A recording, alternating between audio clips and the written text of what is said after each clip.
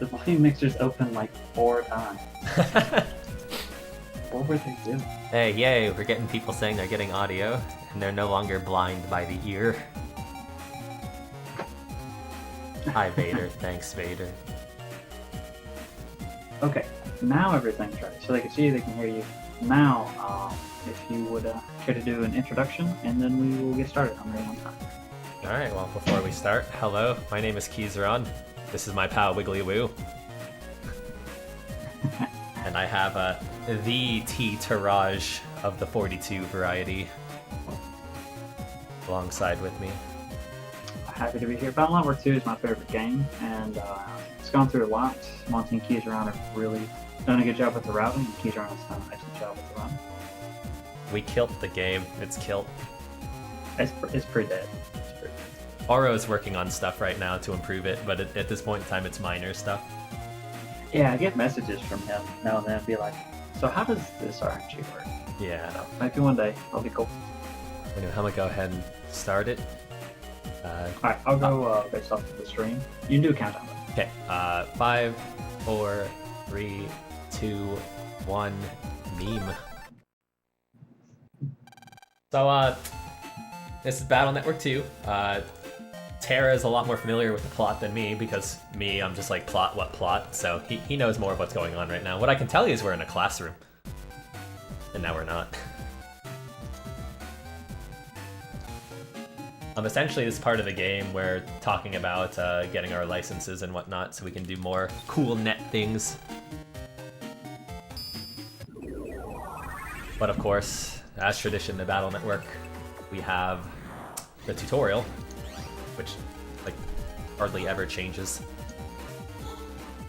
It's yeah, it's a little different in 1 because ad was different. Then it was the exact same in 2 and 3, and then it was like the exact same in 4, 5, and 6.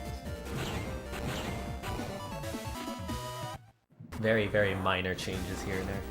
Oh yeah, now is as good a time as ever to guess what style I'm going to get. Anybody who says Elec and is right is banned.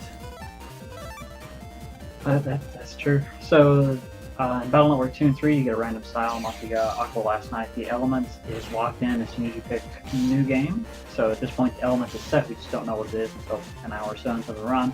So you can guess either Heat style, or Aqua style, or Light style, or Wood style. I'm going to hope for Aqua, because it is generally the best for the run.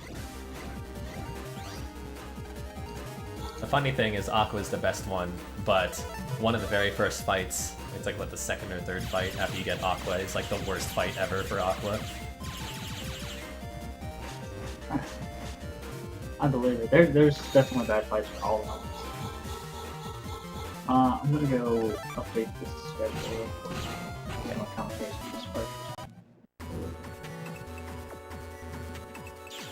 Alright, so right away you're going to see me do some interesting movement here. So I'm going to pull up my menu here so I don't get a turn frame. I'm going to do a folder edit here. So the bread and butter of Battle Network 2 is manipulations. I need 3 Guard Star chips. I'm going to try and get those. This manipulation is relatively new. It's something that Horo Ichigo just recently came up with. I did Guard Star manipulation in my PB, and I've also done it in the marathons prior, but this one's a little different. Was the first one to do Guard Star manip because he was tired of losing. It's one of the most RNG parts of the run at the start that we hadn't yet manipulated, so he took it on himself to brick and mortar his way to the solution. So you said Horo came up with a better version? Yes.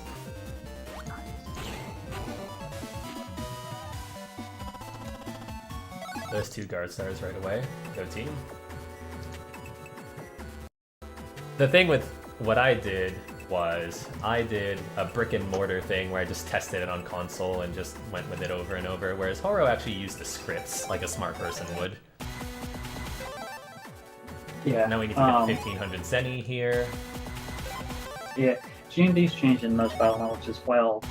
In 1 and 2, you can save and reset right next to it and get different things. Or, yeah, you can get different things. It's not locked in like it is in 3 onward. So, by picking it up on a specific frame, keys around there, you get 1500 Zeni, which is important for early game Zeni routing.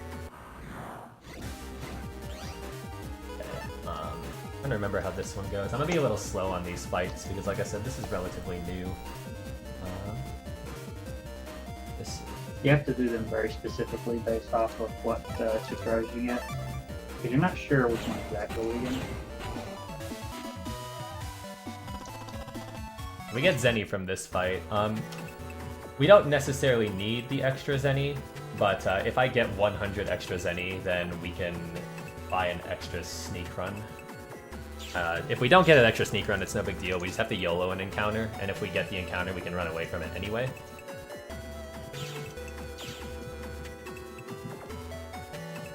So we still need 1 guard star, but we got the money we need. It's really good. And then we can get that guard star on our second trip. Also, if you haven't noticed, corners are really, really strong.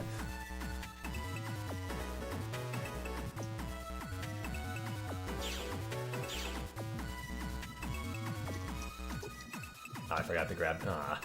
Aura and I had a really big argument about whether we should get that on the second trip or the third trip, but at least forget. You can get an encounter in this area. It's very unlikely, which means for me it's about 50-50. Yeah, corners are the worst. You're gonna see me do something similar to the first trip here, where I kill a couple of turn frames. I'm also going to do a safety save because I really need to avoid an encounter. We do need the step counter to go up here though, so I need to do it this way. Good.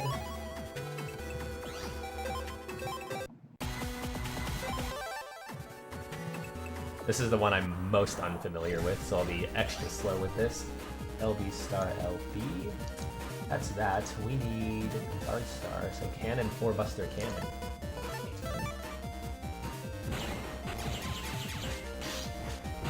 So this should be our last. There we go. So we got the 3 guard stars necessary. From here on out, that does chain to another encounter.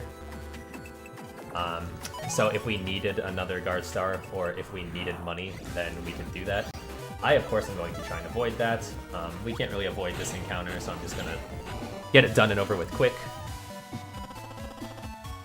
We got a cannon D. We don't need that at all. But this is why the Zeni was important. So we need to get this.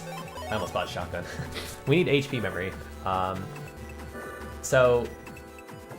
Tara, would you like to explain how run mechanics work? Yes, and you couldn't run in Mega Man Battle Network 1, but from 2 onward they introduced the ability to run from fights.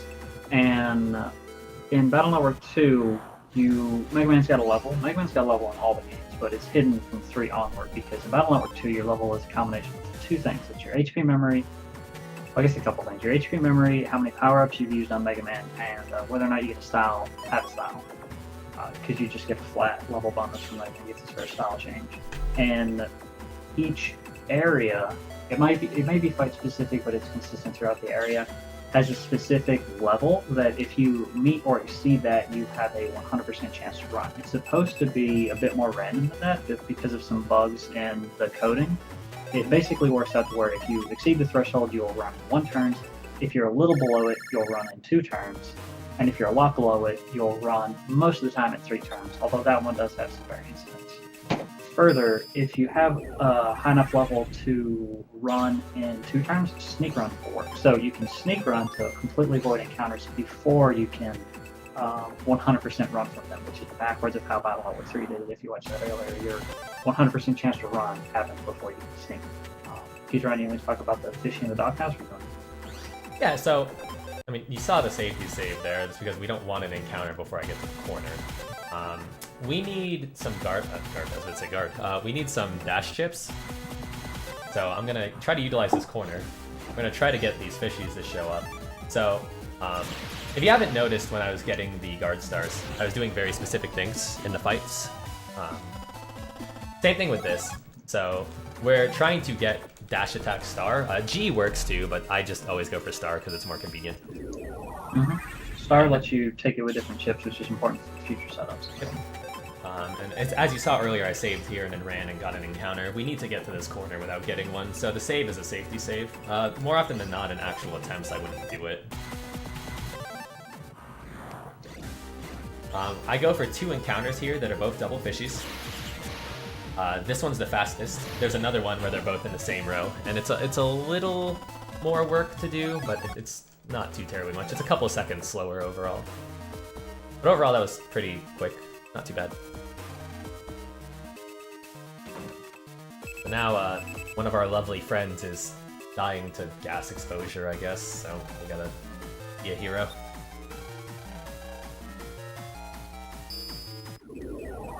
And if you saw earlier, before I started manipulating the battles to get guard star chips, I had edited my folder. I moved a couple of chips around. You're gonna see a really big edit. I think this is the biggest edit in the game. Let me get that done real quick and I'll explain why I do it.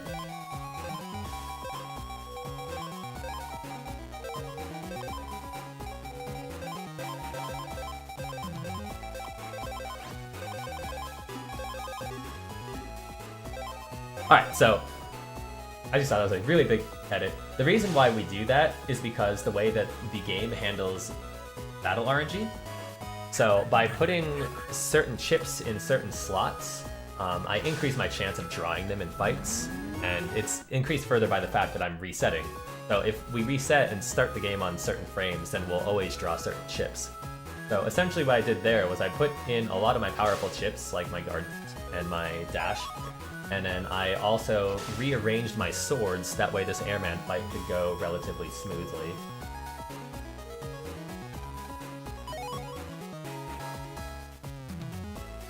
You could say it's a bit of a breeze.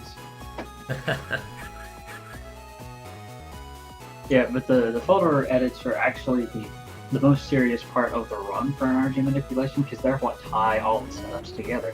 If you do them incorrectly, it's really difficult to fix them. And you need them all done in the same way so that you draw the same. So it is unironically, or maybe ironically, the most serious part of it.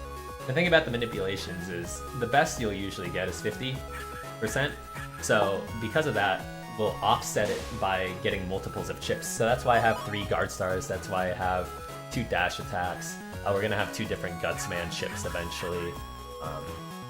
Usually, if it's an important chip, we have duplicates. Yeah, because it's a little more technical, but I like to talk about it. The chip draws have parity. Basically, imagine the game keeps track of 2 different sortings of your chips, and it shuffles each one independently, and every frame it switches between which one it's using. So unless you're framing perfect, it's a 50-50 which deck you get, and a 50-50 which chip runs. So like that AirMan fight, it's essentially 50-50. We either get that draw or we get something else. And it's like, you get 1 sword, I think, maybe. And then pretty much just and a bunch of garbage. The right one. But the interesting thing to note here is that his chip draw, he knows what it is, but he doesn't know what the specific RNG is, and so he doesn't know specifically what AirMan's going to do. But there's a few enough possibilities, like maybe 2 to 6, that he sees where he can pretty much guess, depending on the first 1 or 2 AirMan moves, where he's going to go. So it's kind of how Keizaron was able to predict his position and use the swords. Yeah, that one's probably my favorite one, because that's one of the only ones I remember. You can usually tell what the pattern's going to be based on the very first movement. And then I was taking damage on purpose because it's interesting. Taking a hit advances RNG, using certain chips advances RNG a certain way, whereas like some other chips don't. Like a shotgun won't do it, but like a cannon will, a guard star will.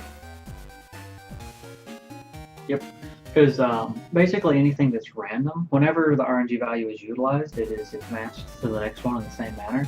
So when you fire a shotgun, the sprite animation is the same every time, there's nothing random. But when you fire a cannon, the explosion effect has a random XY, so that advances RNG by 1. Flinch animations, well, I guess not the flinch animation, but getting hit by something, if it spawns a particle in a random position. Stuff like that. This is actually going really well for a marathon, so I'm wondering what's going to go south. So that manipulation is essentially the same exact one as the AirMan one. This one's a little more obnoxious because you have to go through text. My player grows probably just on my end though. But let me check this stream.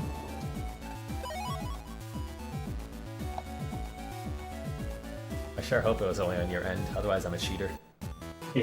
Nah, it looks like it's good. I just had to refresh.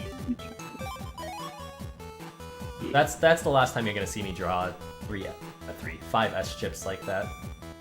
From here on out, I'm gonna start doing more balanced manipulations. There's still a couple of 50-50s left, but not nearly as much. Mm-hmm.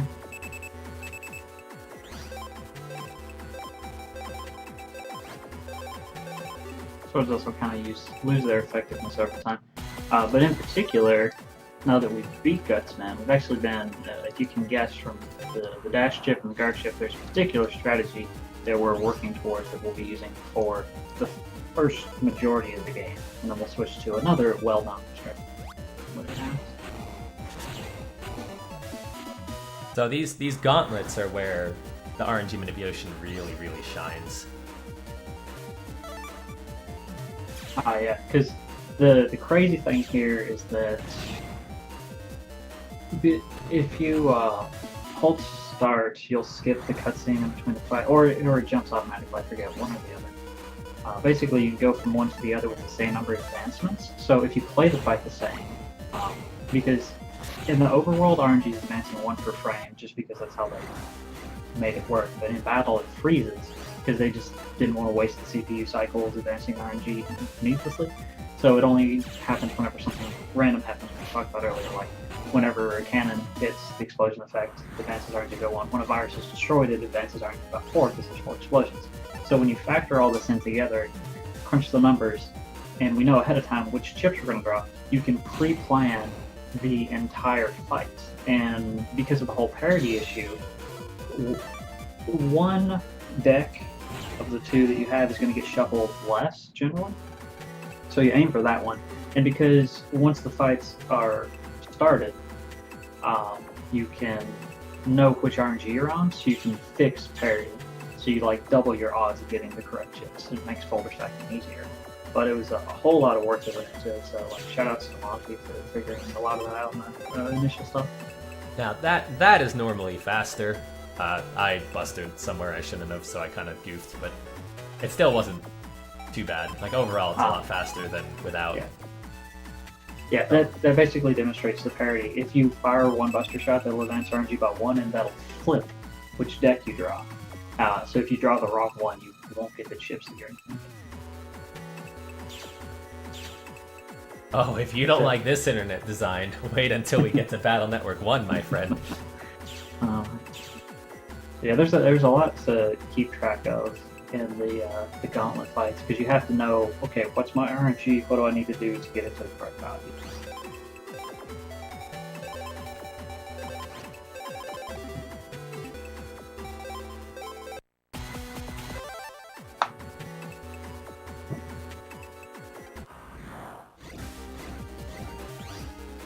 So there's a bad Navi that stole this guy's walk program, so we gotta go get his walk proc back. This is kind of a cool fight. I forget if I think it makes use of the super legendary slot 2, which you have incredible odds of drawing. It's a huge window, but Keizaron's basically going to use dash attack and then some movement buffering for timing, and hopefully get a triple kill. Very well done. Because that fight can be pretty rough depending on your trick draw. So that's nice. You could do without the movement, but the movement just makes it easier to time. Yeah, because you can sort of buffer the movement, like while you're doing the panel transition, switch back. It allows you to get fairly consistent timing, but it is a very small window, so it's a good amount of execution. Yeah, that's probably one of my favorite fights, just because of how it looks.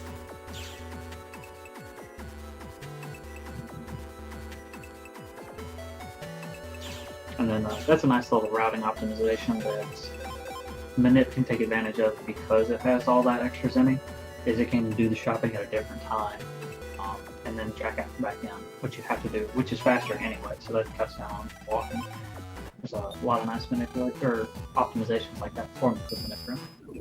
Now that last trip through Den Area 3 is the one that you would have to YOLO and encounter if we didn't get any money. Like I said, you're able to run away from it, so not a huge deal. So this is the worst manipulation. This is the absolute worst. Yeah.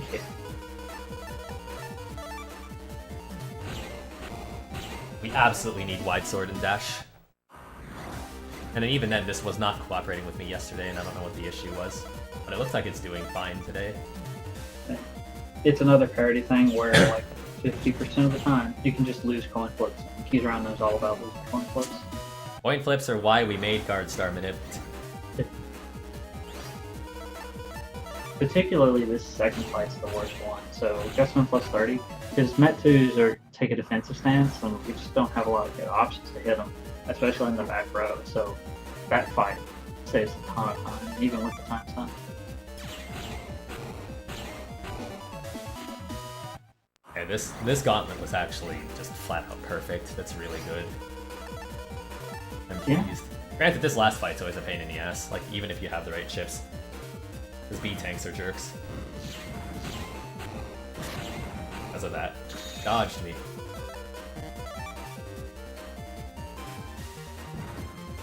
Yeah, because it's hard to control specifically the RNG. You don't know necessarily where that B tank is going to stop. Yeah, so we've been talking about how RNG advances in fights. B tanks are a really annoying and special case. All of their movement advances RNG in crazy ways. So the best you can really do is hope you get the chip draw. Because some viruses, like when it spawns in, it has to decide left or right. So after the battle loads, which fixes your chips, it then advances RNG, which can be very confusing while routing. And then every time it steps, it's like, should I attack this round? And every time I ask that question, it advances RNG. But Windbox is the worst. That thing advances RNG pretty much like every 6 or so frames that it's on, because it picks a random row to spawn the particle effect on. Literally the worst. Okay, so this is one of the best parts of the game. Bees! Oh gosh. So in order to stop the bees, we have to pick up 3 items that are very particular in their uses. So we have a paper, which we're gonna put on this stick, and we have this lighter. So we're gonna light the paper on fire and scare the bees with the power of man. Quick, Twitch chat, what should we do? Do we use all 3 or just one of them?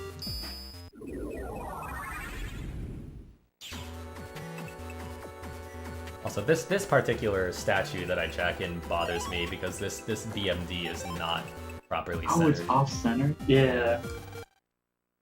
Also, this is Monobank's favorite part of the game. Okudan? Bear! Bear! My Beam player's so far behind, the Twitch stream is ahead of me. Wow. How's that? That's special. A lot of these manipulations, we're taking advantage of Glorious Slot 2. Pretty good.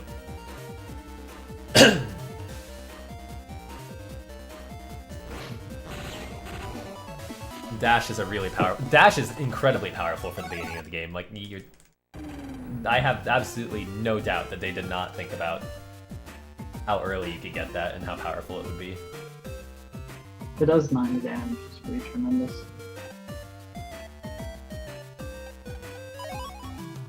Now we gotta get stuff to cook, because we're camping now.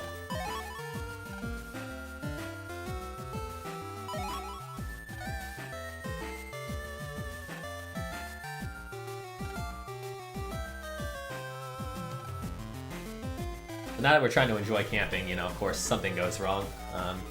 That's the life story of LAN. Trouble following. Now, for some reason, there's a sub-chip dealer here, so we take advantage of that because we don't want encounters. Super convenient. No idea why he's there. He just is. You can hold 4 sub-chips, and there are 4 areas coming up. It's like perfect. Yeah, it's like it was designed like that or something. They knew this game was going to be speedrun. And the interesting thing about this part is the various things we jack into. So we're jacking into pets. We're jacking to all the PETs, but some of them are in interesting locations. One of them's in a really annoying location, casually. You wouldn't think about looking there. One of them is a thermos. Indeed. I like all of the music. Like, each game's got some good and some bad tracks. I feel like Battle Network 2 is just like very well balanced. Like, all of the tracks are pretty good. I think overall it has the best OST for a main game. I think Battle Network 3 takes post game. Yeah. So, not that Battle Network 2 has a bad post game. It's just Battle Network 3's tracks are really solid at that point in time. we've been dealing with some random encounters, but from this point forward, we more or less banded our Zeni and Pac-Man's level so that we can sneak run through all of the remaining areas, as long as we remember to use sneak run. Sometimes that's the hardest part. Now there's always a gimmick with these, and with this, the gimmick is the gimmick is you have to walk certain paths, and if you try to go to an intersection of the wrong path, there'll be an explosion, and it wastes your time. It doesn't do anything detrimental besides that, but Makes you feel bad. yeah, it makes you feel like you're dumb. So the worst part is when you don't know where they all are, so you go the right way, and then you take the wrong path, and it blows up behind you, and you have to go back around. Yeah. That just happens, folks. So this is the one casually that I said was a little annoying. You wouldn't really necessarily think to look behind the waterfall a second time since you've already done it once. Yeah, the binoculars were there earlier, and now there's beauty. There's a couple of intersections that seem to have either misplaced hitboxes or wider hitboxes than usual.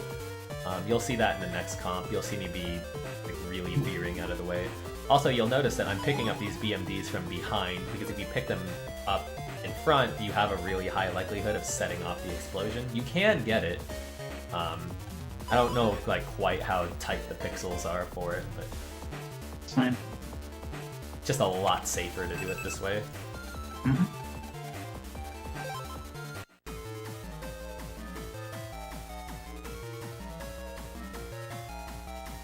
I think you can only enter your friends' houses, not 100%.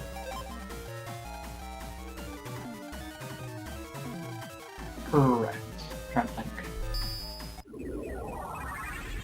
There's not too many areas. Like, they very rarely add like a bunch of filler areas or anything that you can go explore, which I always like in games when the world's more open. So that first one I took the turn really quickly, and this one I held the wall a long time because those two that I just passed are the worst. You could be nowhere close and it'll set off. So when you're trying to track down the fourth one, Shot says the perpetrator probably still here, so you look around and you see this one non-generic NPC sprite, and you're like, you're suspicious. And he says, nah, I'm not. But if you press it, he's like, okay, you got me. I'm Speedy Dave. I thought I could fool you, but I couldn't. You're too smart, kid. His plan is to use explosives to blow up the dam to flood Oakland.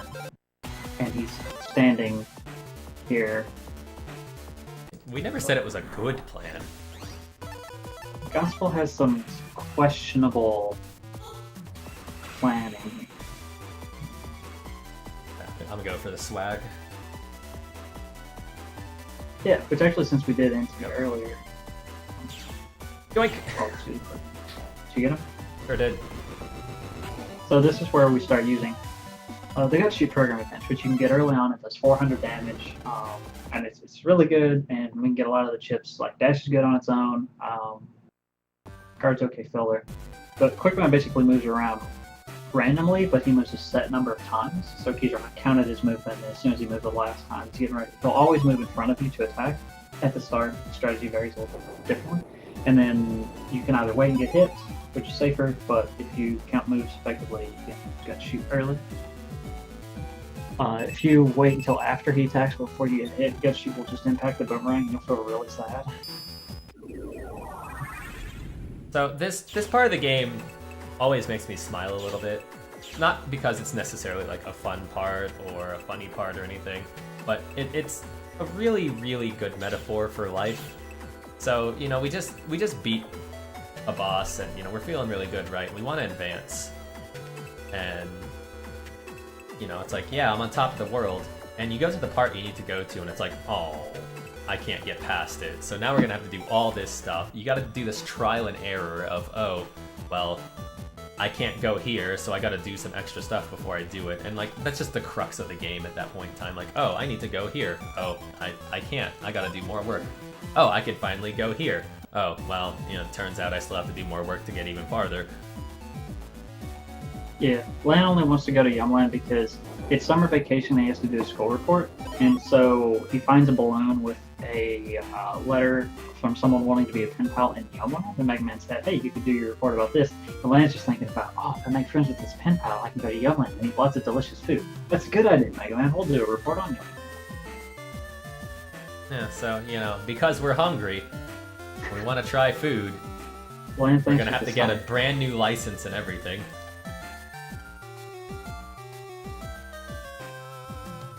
Also, if you hold right at that part, the kid will block you, and you just get stuck on the kid. It's really annoying. Blue shirt kids get super annoying. You have to do 2 turn frames. What a waste. The whole plot for this particular part, though, is like, you talk to the examiner and be like, I want to take the test for the A license, right? And he says, you're not qualified yet, go help some people. So you go help people, but all of the people you help were actually testing you. So we weren't qualified to be tested, so they tested us.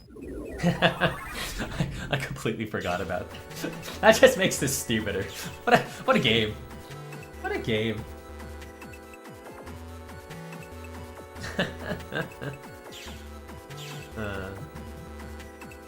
Well, Yumland probably doesn't let any visitors come in during Battle Network 2 since all of the Navis died. Gotta get this frog. How could one Navi destroy our entire country? The best part about this prog is you find him because, you know, the owner of the prog wants to know where he is. You find him and he's like, I'm saved, and you just leave him there. You don't actually pick him up. It's just like, oh, you have made contact with me. Mission done. Test inception, indeed.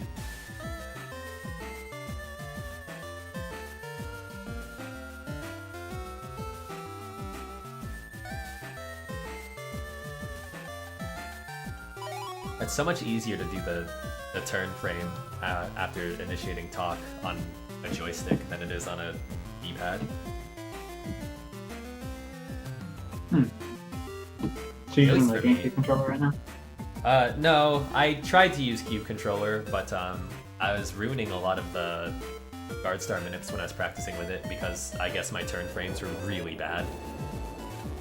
I do want to get used to it though. It just makes my hands feel happy. So what are you using now? My SP. Oh, okay. Yeah, because it's like I play on the SP a lot as well. I like it as a controller because everything's crisp, which really helps with precise movement and whatnot, which makes it all the more impressive that Prismatic Black does Mega Man Battle Network 1 RNG manipulation, which is super precise. He's a robot. He's a robot. That's the only answer. Anyone that's seen his Battle Network 3 gamble manipulation can agree with that statement. What I want to do is I want to Frankenstein the D-pad of the SP onto the Cube controller. I feel like that'd make a huge difference. This would be a perfect controller. Indeed. Perfect size for my hands and a perfect D-pad. Oh, darn it. So you talk to that scientist and he's like, there's 3 virus-generating Navis that have escaped onto subnets in the ACDC area. They're not on the main internet yet. There's 2 draws you can get for this fight. I didn't get the draw I wanted. There's one where you draw a V-chip and you don't have to use Guard Star. It's faster. It doesn't really matter in the end. Like, it's just slightly faster. You're still gonna win the fight. The important thing is getting that dash chip. But you either get dash and Guard Star or dash and V-gun, and the V-gun's really helpful. Yes, speeds up the fights. You take them out with the dash instead of after they come.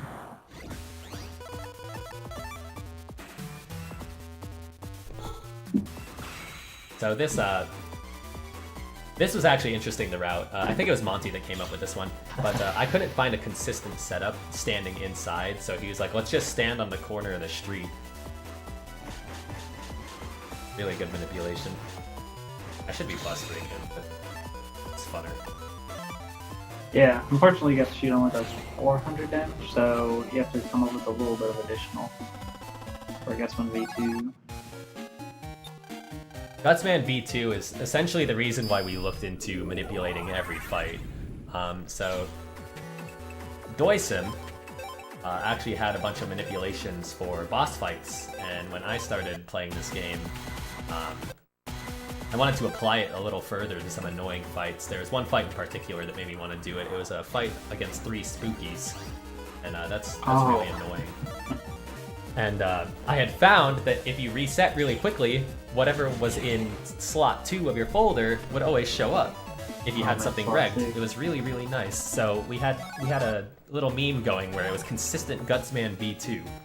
And Monty saw that and was like, hey, I think we can apply this to everything. So it ended up getting applied to every single fight. So we have alphabet soup in our folder, which is something you don't typically want in a Battle Network game. Yeah, like, you should show the folder after you beat Gospel, just to show how bad it is. Oh, absolutely. But the RNG manipulation really came together quickly and escalated pretty fast, because when RNG manipulation in Battle Network was sort of first explored, back when Teoflexo was helping Prism manipulate GMDs in Battle Network 1, I said that it couldn't be done in Battle Network 2 because RNG advanced on the paddle screen. So you can't like buffer your movement into a specific fight and thus draw the same chips. And he moved into the middle. It's like he read that action pattern. I goofed. We still could have finished it, but I wanted to show off the normal fight. Yeah. There's, I think, 2 fights casually that are like a magnitude harder than any of the other fights. And this is the first one. Yeah. So, like, casually, there's a good chance you die there. And there's another fight coming up during that A-license test. Oh, this got you. Hey, Draco. Draco 10L final folder, yes. Now, I didn't have time. I wanted to get into it yesterday, but I didn't have time to play through my Japanese cart to show off the glitch. I could pull up a VOD of it. Yeah, if you've got a highlight, we can link it so people can go watch it while we transition to BN1.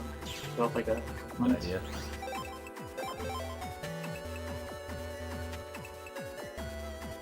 So with these sneak runs, it was mentioned earlier, but with these sneak runs, we're going to be avoiding encounters. Now, something that wasn't pointed out and that has happened before is I can't remember the chance, but there is a chance that even with the sneak run, once you're on your final step of the sneak run and it wears out, you can generate an encounter. That's fun, because usually when that happens, you're not able to run away from the encounter. Well, yeah, it'll almost always take 2 turns, because we usually keep the minimum to sneak run. That had never happened before, and then Keizaron starts running, of course. And it was in the airplane comp, right? Yep. You were sneak running and you just got into a random encounter and it made no sense. And you fought viruses you've never seen before, because what I find interesting is a lot of TeamBN grew up with Battle Network, but some of the newer people like Keizaron and Monty Bank, they didn't. They are like Pokemon speedrunners. And then how did you guys get into Battle Network? Like, one of you played it and said we should do a blind race? So I think Wins had played it before, like in the past, and then he wanted all of us to do blind races, so we did Battle Network 4. Oh gosh. And that was interesting. But, what a way to be introduced to the series, a blind race of Battle Network. Yeah, and so with that in mind, I still decided to take part in the next blind race, which was 2, and I really liked 2 a lot. I did worse than I did in 4, which was amazing, but I love you too, Tyrant 14. Yeah, now so that, really... that airplane comp thing, that happened twice in the same run. It was Yeah. incredible. I couldn't believe it. And Monty didn't believe me. When I told him it happened, he's like, I don't believe you, and it happened again. He's like, no way. I didn't believe you either, because the odds of it happening are pretty ridiculous. Because for it to happen twice in a row with an area transition, his movement had to be like incredibly precise. You like this job, right? Did you fix the copy machine? Sure did. So the idea of this is this is the last mission before we can qualify for another license. You know, the tests of not being able to qualify for tests. And he obviously doesn't say it this way, but essentially the guy I'm talking to is like, our coffee is too coffee-like. It must be a virus. So we have to jack into the coffee machine and take out everything that's in there, which that's the fight that inspired a lot of the manipulations. That was the 3 spooky fight I was talking about. That one was really annoying if you didn't draw your GutsMan and your attack. Yeah, because GutsMan V2 does 70, and if you have attack plus 10 on reg, you win the fight. That's the fight that started it all, so. Yeah. God bless coffee. Also, Keizaron's been collecting reg ups throughout the run, and we've been using it like for attack plus 10 and other stuff, but I believe now we're regging dash attack, right? Yes. Because we get enough reg memory that we can reg dash attack before the A license, because it wins a lot of the fights, and this was used like before RNG manipulation was included, but kept just because it simplifies so many things. Because it frees up a lot of fights where you can just focus on manipulating the other stuff as well. So it's very important for using.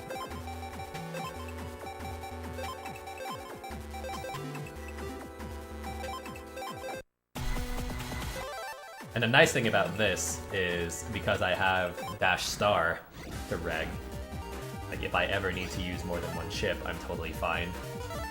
Yeah, it's specifically, I think the A license gauntlet is why guard star is almost required over, or dash star is almost required over dash G, because in the doghouse there's a 7-frame window where you can get star or G, but a 2-frame window where you can get star, so you have to do it. Never seen that before. We did not get the GutsMan in fight 2. Not nice. Do you think the parody was off? It might have just been like an odd timing or something. Not sure. We'll find out. Because if you don't see L code in slot 3, then yeah, it worked out this time. Whatever. If you don't see L code in slot 3, then you don't buster in that first fight, which I didn't see it, but I might have been like slightly late or something, or slightly fast. Never know.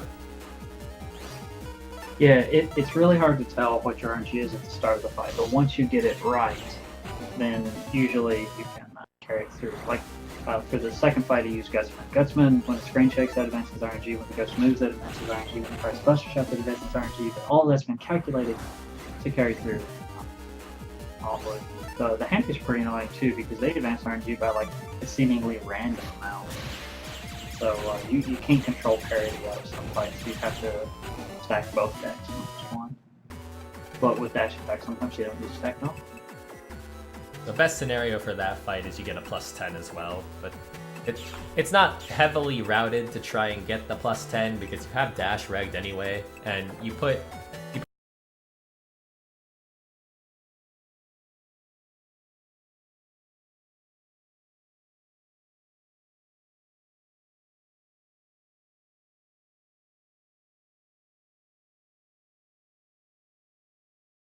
your power-ups in attack, so it's not necessarily super slow to have to bust through them to finish them off.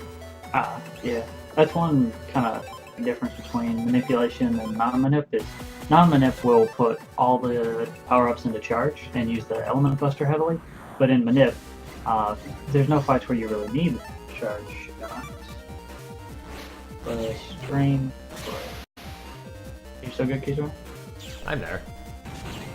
Might be on Beam's end, or whatever it is now. Yeah. Could you... Well, it's just walking right now. Okay, take back up. So it just froze for a bit. Don't mind me, just cheating. I'll let it go. If it gets further behind, I might refresh it to catch it up. But Keizaron, but my commentary is going to be a little behind now, but the fight with the 3 sorties, that's the second one that is fairly likely to kill you. That sortie fight is the fight that Tara and I agreed on that if we were doing single segment, that might be the only one that breaks it. because it's that annoying. It's like the only fight that you would even ever consider saving before. Yeah, for sure.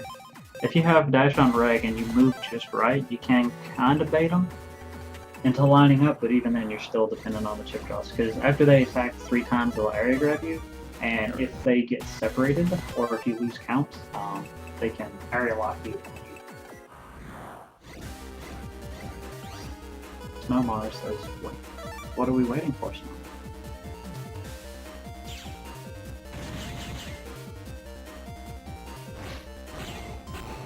Alright, let's start. Yes, 43-ish minutes into Battle Network 2.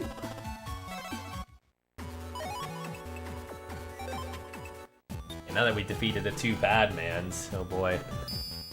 So the second gauntlet, if you recall, I said was really obnoxious because if you didn't get the exact draw that you needed, then it was basically ripped, and you would have to try again. This one's kind of the same. I don't think it's as egregious, but if we see a Recup 10 chip or a shotgun chip, then I have to reset, which I got a shotgun chip, so hard. You need fairly specific draws. Some of them are tighter than the others, just because of how the setups work out. The second try isn't too terrible, I suppose. And I got my V-gun in the second fight. So this is the same thing as the last time that we fought the spikies. You can either get a guard star or a V-gun, and V-gun is faster, but not by terribly much.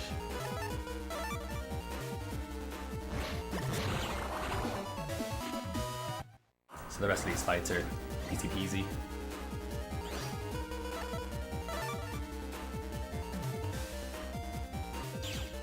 And the reason why this gauntlet is super annoying and why that Recup 10 and Shotgun J is important is because this is very last fight in the gauntlet.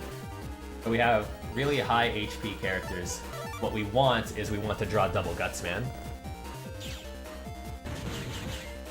I want to say that like every time I've not drawn double GutsMan on this, the best backup is to dash on the top row and hope that the orb goes up, but it never does.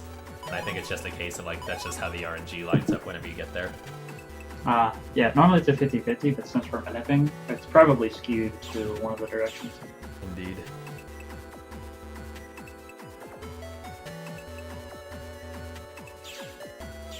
Yeah, overall, the manipulations have been going pretty well.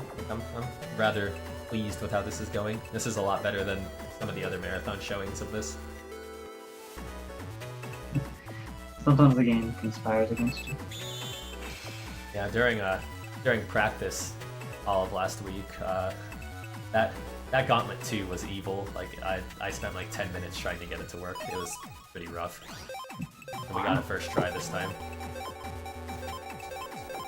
Yeah.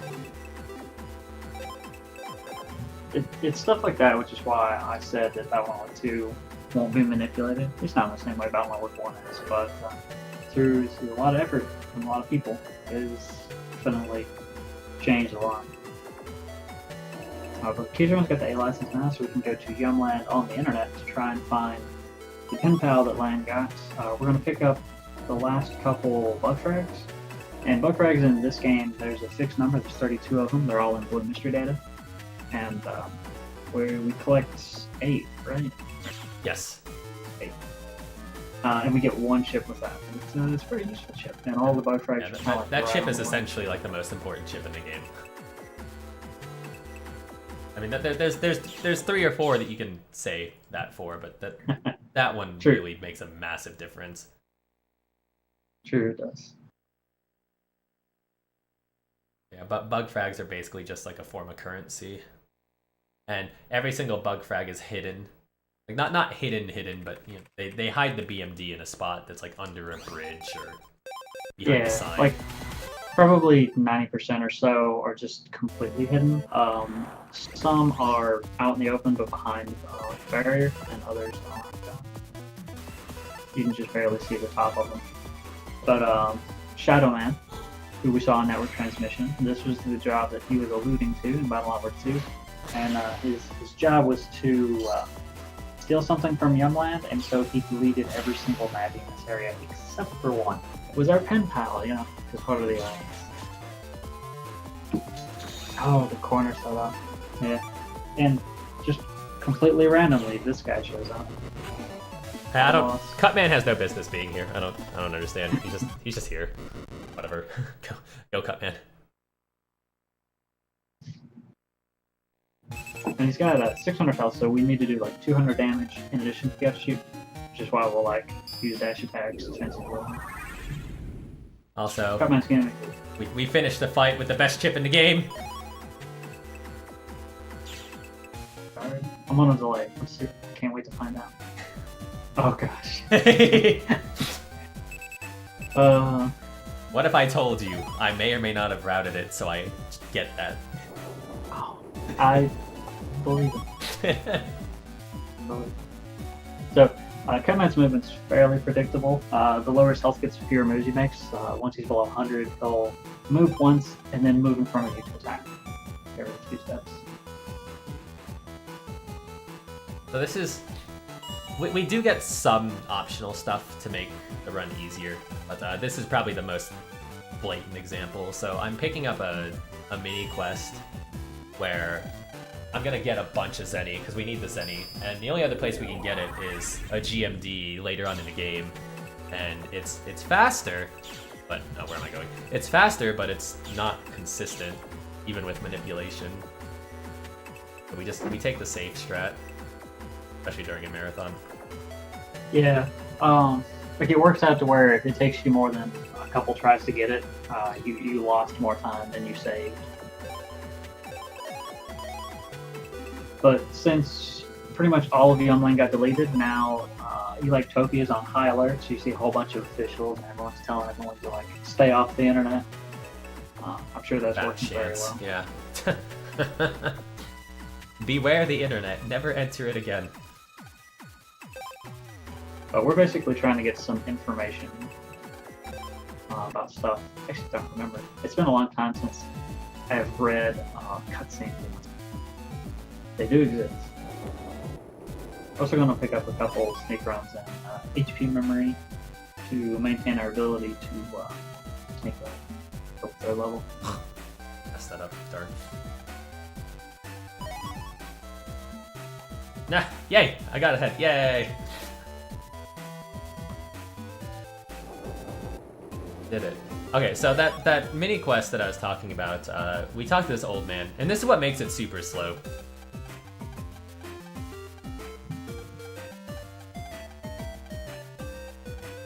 I forget when, but there's also a very important trick coming up. I hope Keizaron gets it. I'll try my best. So that's about 10 seconds of dialogue. We're not even counting the travel time as to why like it wastes time, but that's 10 seconds of dialogue. Just from him alone, from that first talk. He's a very talkative man. Tells you his life story.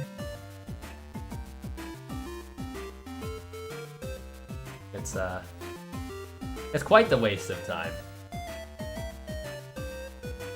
Another thing to keep in mind is by doing this, we also get one of the keys for later on. Without going into too much detail, that kind of changes the route around, like the movement route once we get the FreezeMan. So if the day comes where we skip the old man, which I look forward to that, and we get the GMD for money, we're gonna have a completely different looking FreezeMan scenario, which it'll be more akin to what Terra's run had back before manipulation was a thing. Yeah, kind of what the task does. You go to Netopia and it's totally different. It's crazy. This one's super simple. I like how kind of clean it ends up being, but it is a whole lot of it's a struggle to get to that scenario. Not because it's difficult. So I delayed a sneak run here because I know that I won't get an encounter for a certain amount of steps. And the reason I delayed the sneak run is it's just a tiny optimization thing. So by the time we get to the square, if you do the sneak run as soon as you enter this area, you'll get the "your sneak run has run out" dialogue, whereas if we delay it and do it there, then we skip that dialogue. It's very minor time save, but time save nonetheless. See someone do that, another true speedrun. Also, if they do turn frames correctly.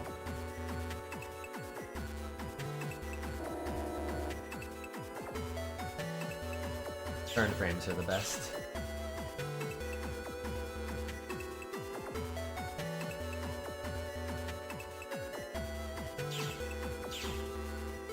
So now, we go here, we can spend our bug frags.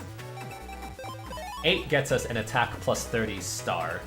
Mega valuable for a couple of reasons. 1, it's star chip. 2, attack plus 30 is a lot. A lot of extra damage. Mm-hmm. And the attack pluses get even more amplified later on, and you'll definitely see why. Yep. Anything that multi-hits, each hit is boosted by that amount, so that's the key right there.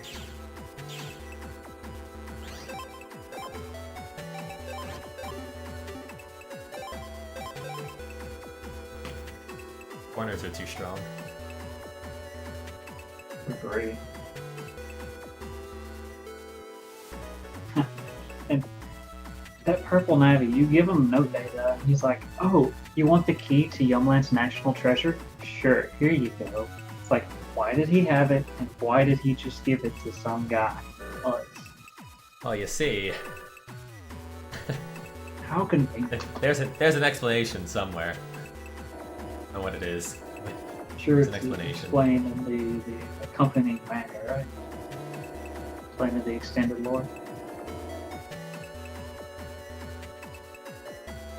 But so now we have to go back to Yumland. like This time instead of Deadland. being eerily quiet, it is playing sad music. And sad music gets even sadder when Keizaron steals the treasure. I'm such a thief. I'm taking advantage of them being wiped out. What a scavenger. Mine's like, don't worry, Mega Man, we're just borrowing it. Also, this is the only PMD that you don't need an unlocker. Because we have a special item for it instead. Kind of thinking how they did that one different. So this part's actually pretty important. And difficult. Yeah, this part's pretty important. So one of these, well, 2 of the fights, drop a chip that we're going to need later. We need a Zap Ring 2, and it needs to be B code. Yeah. One fight has 2 enemies that drop it, and then one fight has 1 enemy that drops it. I don't like taking my chances, so we manipulate this fight to get the drop, and I figured that out by their movement, because we can get the same draw and, you know, not actually get the actual chip. So I'm gonna look at my chip draw here. I'm gonna look at this list, and depending on how the bunnies move will determine how I get the chip. Because every time they move, it advances RNG, and the RNG determines what the chip drop is. So it uses it at a specific time, and hopefully, voila!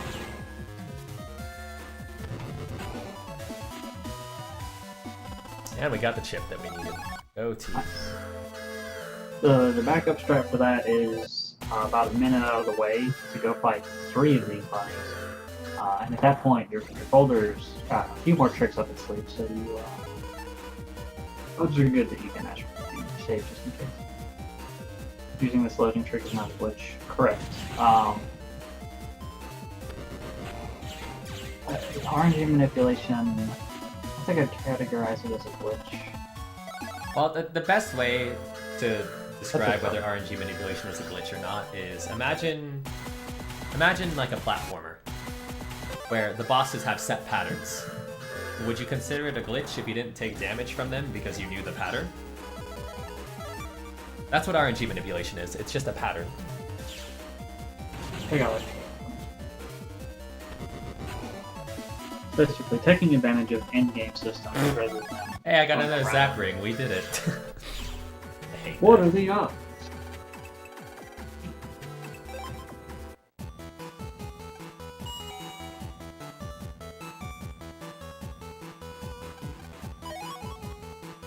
Like, manipulating a pattern in your favor is never a glitch. and it never should be categorized as such.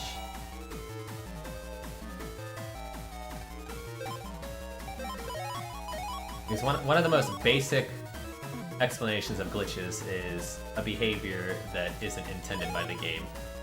This was definitely intended by the game, it's just they didn't think people would use it in this way.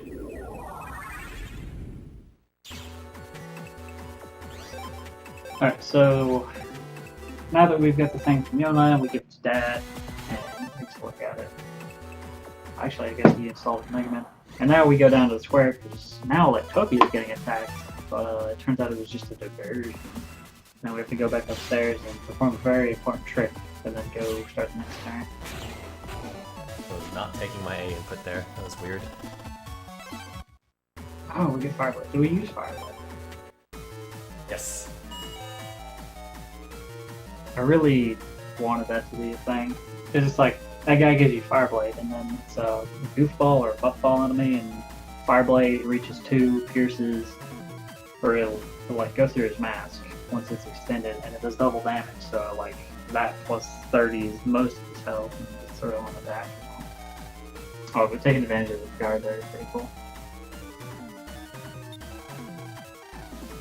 It's like literally just for that fight, but because it does so much damage to a specific enemy.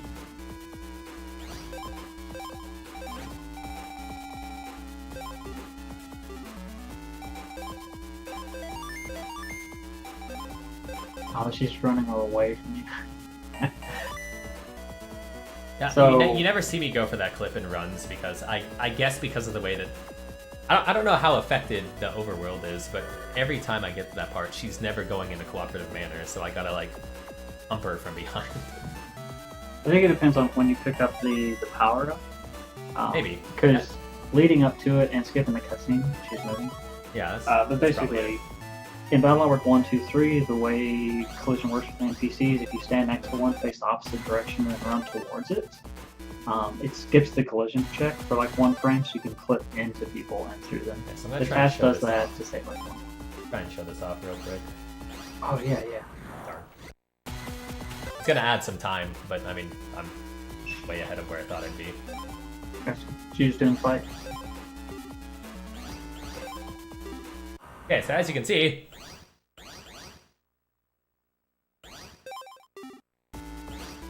I got a white screen and I was able to skip that. We're not going to go through with that because I need the style change, but you can skip that fight.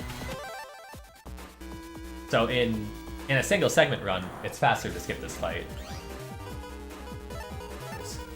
Yeah, if you get it like first try, it's faster. And the task does that. It's where we discovered it. But the fact you get an encounter is interesting because he's around sneak running. You shouldn't get any encounters here, but it does because the developers, whenever you enter Mother Comp 1, the game sets a flag that at the end of your next encounter you get a style change, which the element should be coming out, so if everyone wants to get in their guesses real quick before it happens. Lord Vash is pleased! I hate this style in 2. I love it in 3, I hate it in 2. Yeah, in 2 it's possibly the worst. I mean, I know you dislike Elect more, and Elect does the least damage, but there are some enemies that you just can't even hit with style. Some you can. The element is random, and the only thing it determines is what your weakness, which there are some fire enemies, so which style probably has a disadvantage in that respect, but also your charge shot. And since this is a fixed 2-distance tornado, even though it does good damage, there are a few bosses that you can actually utilize it against. Okay. But the game really wants you to have a style change, and as soon as you enter Mother Comp 1, it sets a flag that at the end of your next encounter, you will get a style change. So if you go to Mother Comp 1, leave, and then go to a fight anywhere, I think even against Navi's, you get a style change. Because in one route that I was looking at, we skip that fight, and you get your style change after you get Shadow. It's pretty fun. But the gimmick for the Mother Comp is there are all these like passwords, so you have to walk over stuff in a particular order. And you talk to the Mystic Frog and they give you hints about what it is. Sometimes multiple, sometimes one. Some it's complicated, some are words, some are patterns. But it's the same every time, so since Keizaron knows them, he's just gonna walk through.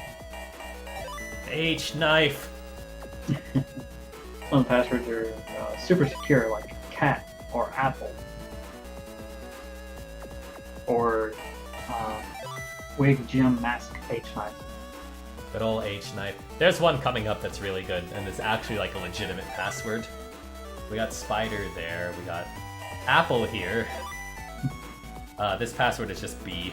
I don't know how secure that is, but you know. Japanese route I need to work on more. This one's don't give up. Encouraging. True project. This And the one's way that, Raccoon. honestly, the way Battle Network 1, 2, and 3 implemented their RNG, it is fairly abusable in different ways. Maksui. There we go. The only real password. I've never even tried to pronounce some of these I also tried to work on my turn frames for this because I know you had mentioned that before during one of my runs. I did what I could. Yeah, the movement in this, movement in Battle Network is kind of quirky as far as trying to get it optimal. Because since it's isometric, it's usually faster to be moving diagonal or vertically. But if you're moving straight left and straight to right, usually that's the slowest. So it's like, depending on if you're approaching the corner from the left or the right, or from the top or the bottom, you will do it. My dick. Oh, come on. Ah!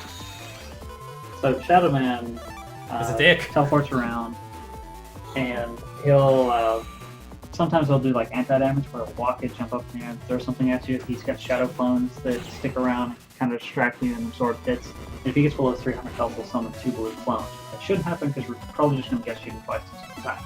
Keizaron wanted to be custom style because now you get 2 extra chips, which opens up additional RNG manipulation options, because now you can go 2 deeper into the folder as far as looking for slots that you can get on turn 2 or even turn 1. That's why we don't skip that style fight. Otherwise, if we could manipulate that consistently without the extra chips, then we would absolutely skip the style fight because it's just faster to avoid a fight. Yep. On average, well, depending on how many tries you get, but on average it is faster to skip the fight. And I think it could be done. It was just the problem with RNG manipulation is that everything ties together. So if you want to change one specific fight, you generally have to redo all of the folder, and that is a huge pain. So pretty much every time you reroute the game, you have to reroute the entire game. That's why changes don't get made to it very often. Number 1 will be after this. You gotta realize this is an online marathon, so it's based on everyone's availability. Yeah, more than anything, that's the determining factor of this schedule, which is why Star Force keeps getting 4 slots, because people who can run it are more able to accommodate that. Or Battle Network 4 usually gets that slot as well. We try to put 3, 6, 1, 2 in good slots, but it varies. Talking's hard. It's also nice that there's a bit of a worldwide audience, but that also makes it harder to schedule. Because sometimes you're like, alright, can we put this at a good time for the EU crowd? But Keizaron's going to fight Mr. Famous here 2 times. The first time you get an HP memory, but the second time you get a knife chip and folder 2. Do we take anything out of folder 2? Not that I recall. Okay.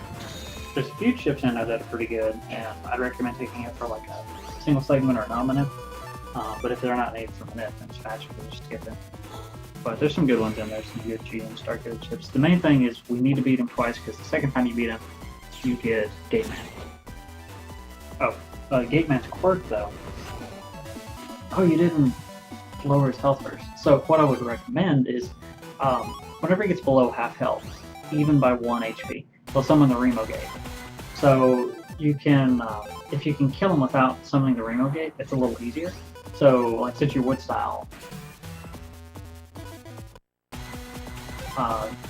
you could use the Buster to do 200 damage and finish him with Gut Shoot. The second time you fight him, he's got 800 health, so if you do 2 Gut Shoots exactly with no additional damage, that'll kill him without summoning the Gate.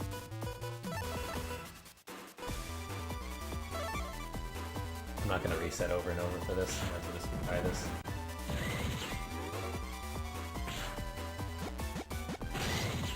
Let me know if I'll make it work. you ever need to focus, because since I am on a bit of a delay now. I don't want to talk over. I'm fine, don't worry. Gotcha.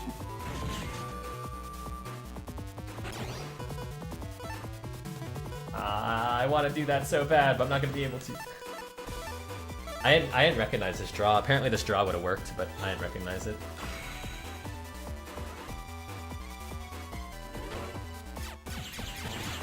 It's probably like one Navi with a church actually. Okay. Oh, but the downside is even though church out damage is unaffected by how you spend your points, since the manip route puts all of their points in attack, not charge, it makes your charge shots very bad. They're so slow. Yeah, especially elect. I see why now. Because Heat and Aqua's the fastest charge. Heat's probably about maybe the second fastest. Elect's the slowest because they didn't want people to stun lock each other, and Wood's probably about the same or slower. Heat charge good though. Why's Mega Man great? So in Battle Network 2 and 3 you get a style change, and the color represents your element of which.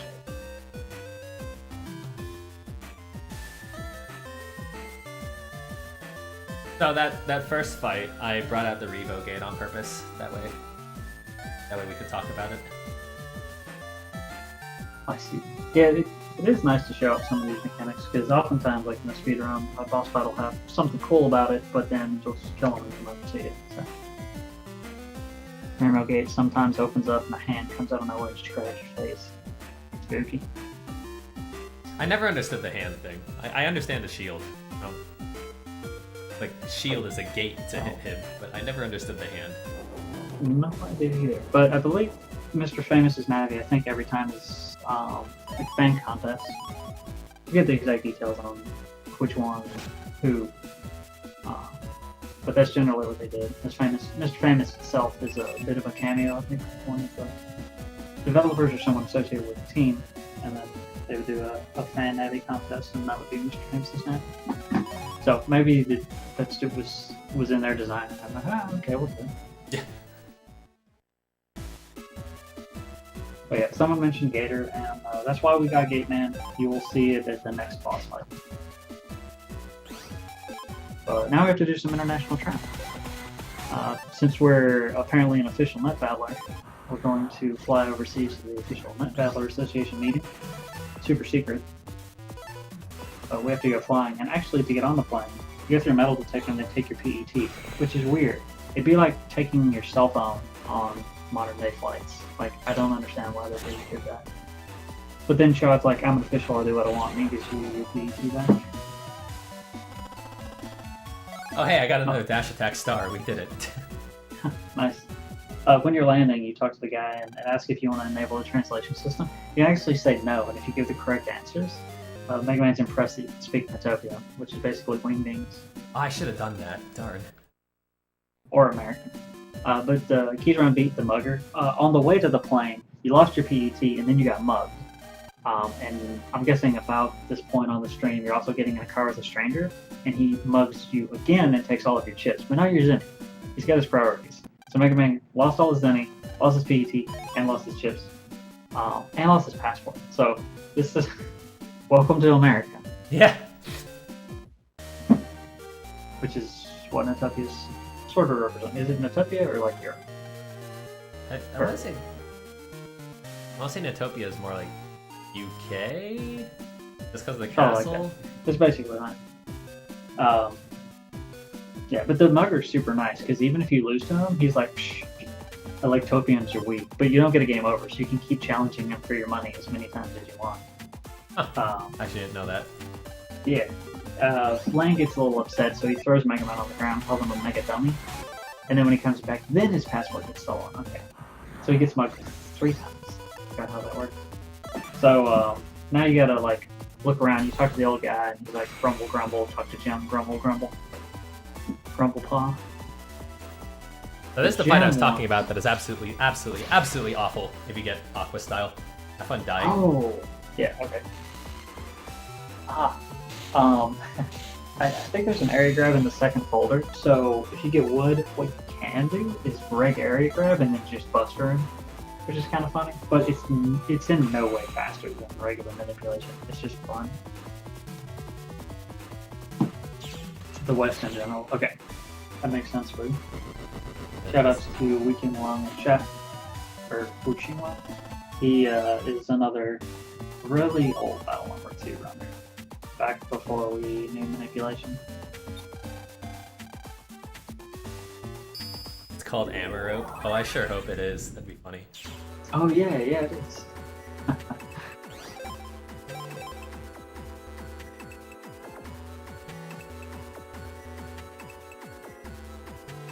That ThunderMan fight is an interesting one.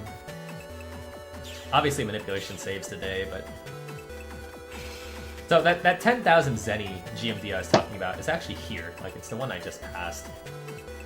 So, like, it's very... it's not, like, exceptionally late in the run, but it is pretty late, and that'd be really crappy to have, like, a full-on reset point there, which is why we don't have a route around that yet. One day it'll have to come down to that, but...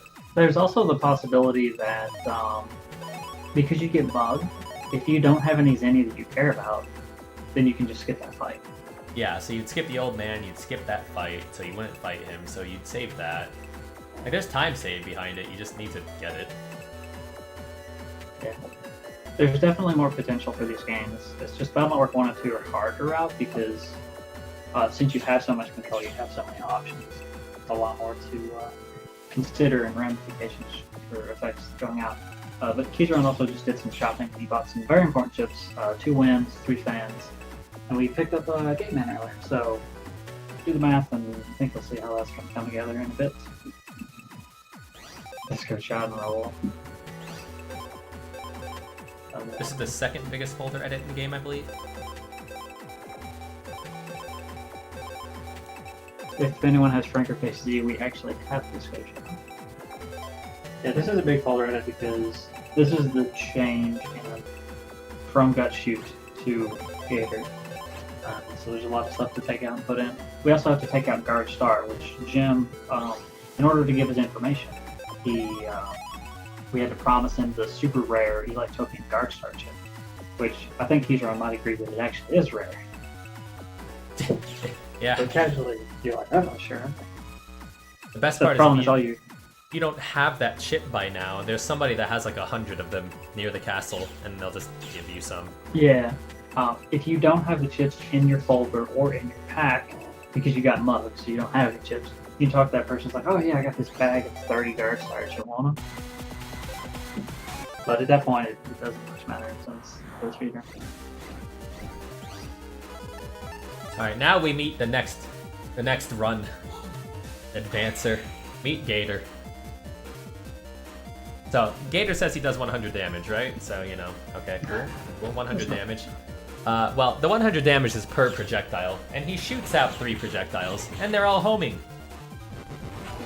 3 batches of 3 projectiles. So, legendary. This is why the attack pluses are super important, because that's not 900 plus 10. That's 100 plus 10 times 9. 100 plus 30 times 9. So basically it'll do over 1,000 damage, which is the magic number, because several bosses have that much health and now they get one shot. Nice thing about Gator is it can also like aim backwards. Cool. If you're playing on emulator and you don't have a BIOS file though, it can't aim, I think, down. Another nice thing about Gator is because a lot of the fights, the bosses, take a few frames to do whatever their gimmick is. Like Snake Man hides if you're in the same row as him. Well, it takes a few frames at the beginning for him to do that, so we're able to just set up our Gator and kill him right away. Easy peasy, no problems. And Keizaron's gonna fight Miss Millions, who's operator Snake Man. She appreciates the arousing that battle and gives you all of your chips back, which apparently she bought. I don't know why. Keizaron's pack was garbage. Totally not worth 100,000 Zeni. Who wants that? Why is that fight required? Why can't we just skip it? I don't want those yeah, chips we don't need back. that shit. But she also gives you 10,000 Zeni, which is nice, and her passcode, which, depending on how you do the FreezeMan scenario, can come in handy. But we won't be using it in this round. potential future route will. Hopefully. I want that to be a thing. Someone just asked, do you do the Gator PA in speedruns? Yes, we do. No, this is a Let's Play and I'm just using Gator for fun. Yes, so now we're going use to it go in the speedrun. Participate in the super secret official Net Valor's meeting, where you talk to Jennifer and she tells you that, by Jove, I found the secret passage, which is apparently a wall that you can phase through. And takes you to this room and you'll see Raoul and Chad. So it's funny, all of the official Net Valor's here you pretty much already met. But turns out it's a trap, gospel new, and we get dumped into a dungeon. Because, like, why wouldn't you have trapdoors beneath the exact places that everyone's standing that leads to a rusty old dungeon with still active traps? So this is ideally the last time we see encounters. Yeah, because it's a little unfortunate that there are 5 comps and we can currently only carry 4 sneak runs. But in the first 2, you have a 100% run rate. In the 3rd, 4th, and 4th, 3rd, 4th, and 5th, you don't. So we save our sneak runs for them. The first one's also the shortest because you don't pick up extra memory. The gimmick here, these can be kind of annoying casually because there's 3 different types of these NPCs that chase you. Zombie, which will take you back to their grave. A vampire, which will drain 100 health, don't really care. And then a burglar, which will steal half of your Zeni and put it in a blue mystery data in the treasure chest down at the end. We ideally will not be caught by anything except for, I think, 1 vampire we run through. Yeah, and it doesn't matter that we're hit by that vampire too, so Yeah. Now, if I were frame perfect here, I could try to get ahead of this thief. Oh yeah. The task does, but it's super tight, and you have to take advantage of all the quirks of the movement in order to do so. Like cut all the corners just right. But Keizaron is. I've successfully done it once ever. Alluded to corners are the true boss, and so it's very difficult to get in front of that guy. So we just follow him. You just have to wait a tiny bit. No big deal. Do you like the VN2 version of Pride more than the VN5 version? Is that fixed? Which actually, if anyone watched Battle Network 5 earlier, a lot of the same NPCs show up between Battle Network 2 and 5.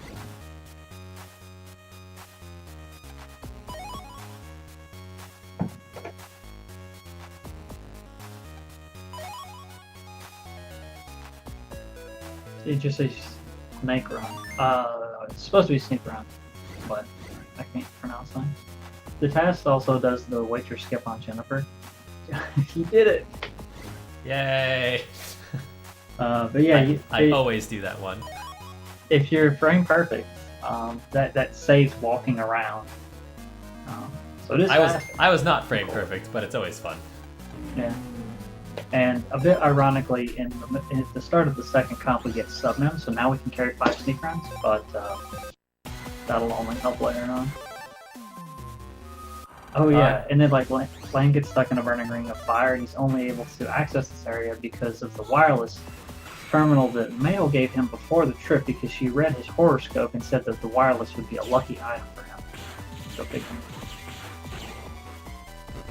God bless Raoul Crotchmanip, the greatest. So when I was initially routing out some of these fights, I had Wind Sunrise with me in a Skype call. That's how long ago it was. Skype.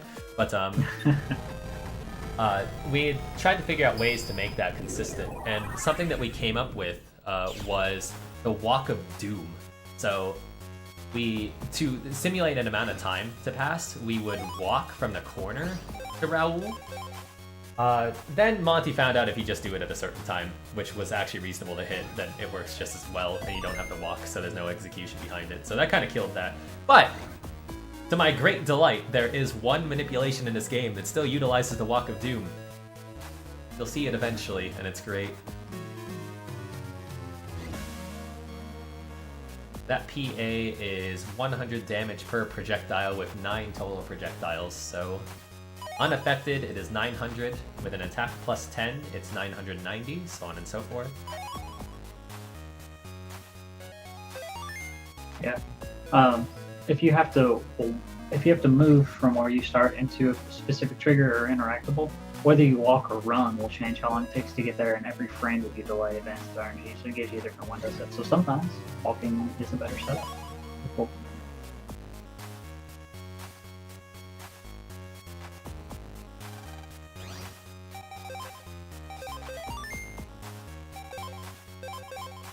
Yeah, Fork Rotoman and Battle Network 1 and 2 actually ain't that difficult. It's not until later that he gets a bit tougher. I always sucked against him though, so when I found out I could manipulate him, I was pleased. You explained the pattern to me so many times, and it just never registered. If you know how he works, he's not too bad. If you don't know how he works, he seems almost impossible. I've had people complain about the difficulty of Proto-Man and Battle Network 1, and I find it humorous. We picked up an extra power-up, which we don't need it now, but sometime between picking it up and going to the airplane, you have to use it, because power-ups affect your level, which will affect your ability to sneak. And then coming up is Nightman, who is, he's got a lot of health, and he's got Iron Body. Ah, Gator. Just Gator. Problem? Gator. Bully stole your lunch money? Gator. You got the Vampire Corner Club. Wasn't sure when to mention that. That's pretty cool.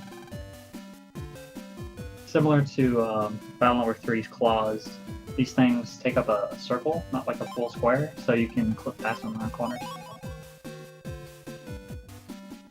Oh, it's the Gigantor of Giganator fame. Gigantor.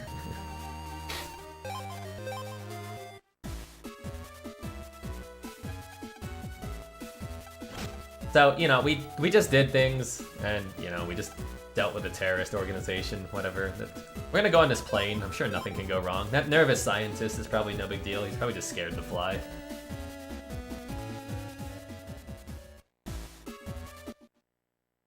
And, you know, psych, you thought you made it home, but really you were just dreaming.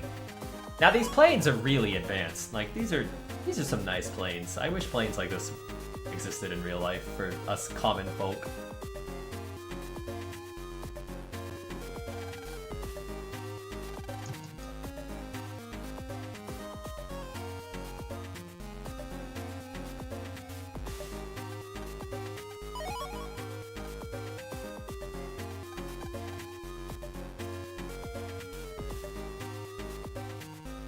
Oh.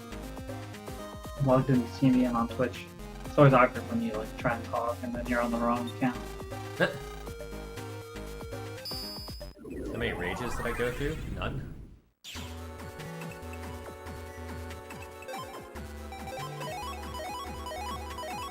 Oh, that's confusing. Hello, I am the marathon. So when I whisper someone, it's from TeamBN, but when I say something in the chat, it's from Trash 42. Interesting. I don't know how I did that. Twitch chat does. Anyway, Keizaron, check out this first class in this airplane.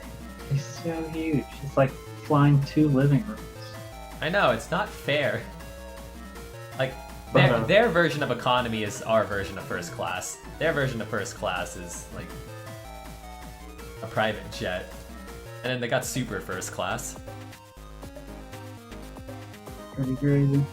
But Keizaron had to talk to a few NPCs. 2 of them were unique sprites. Well, they're totally not important. We'll never see them again. But then some bad stuff happens on the plane. Spider gets loose, so we gotta go talk to the bug guy, and then someone gets bit, and we gotta go talk to the doctor. Lane's just running back and forth between like the lavatory and the back and first class, business class. But no one cares. Like you hear a scream, yeah, it's fine. Someone else will take care of it.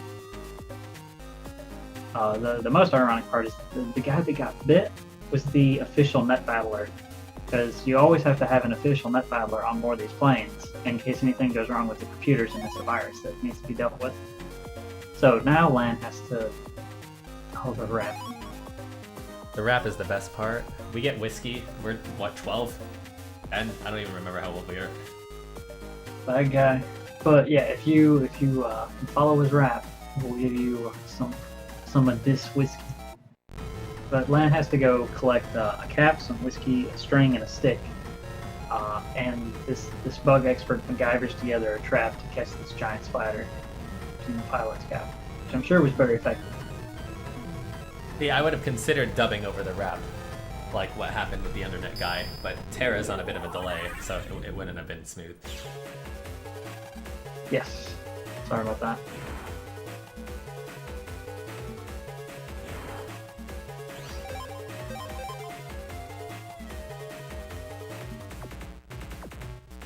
So this part's fun casually. I got lost here during my blind run. I find that the playing comps are fairly polarizing. Some people like it, some people like music, some people don't. It's kind of an annoying gimmick. It is a long area, and every time you fix the problem, it seems to get worse. But in the speedrun, that's pretty cool.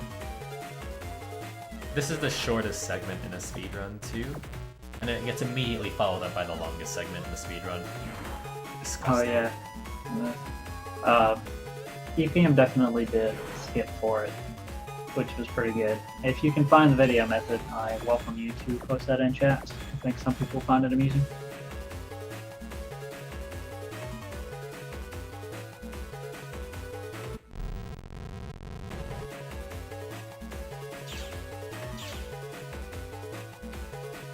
Yeah, I'm not fond of the gimmick, but I do like the music of the part.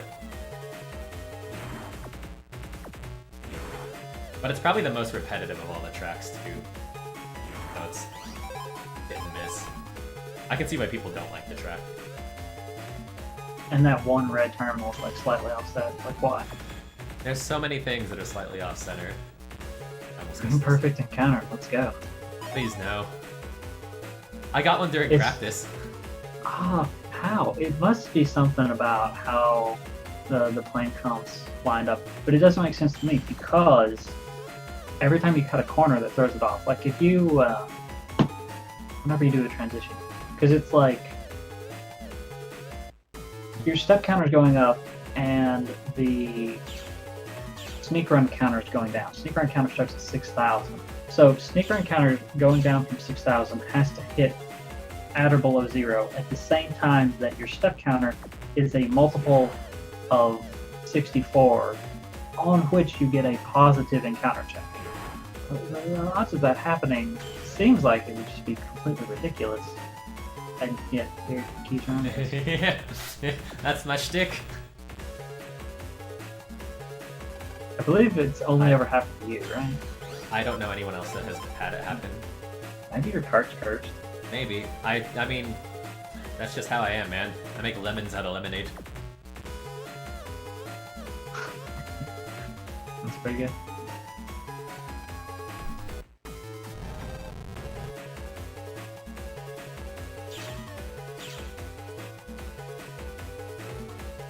And I've only seen it happen in this comp, so it makes me wonder if it's just this comp.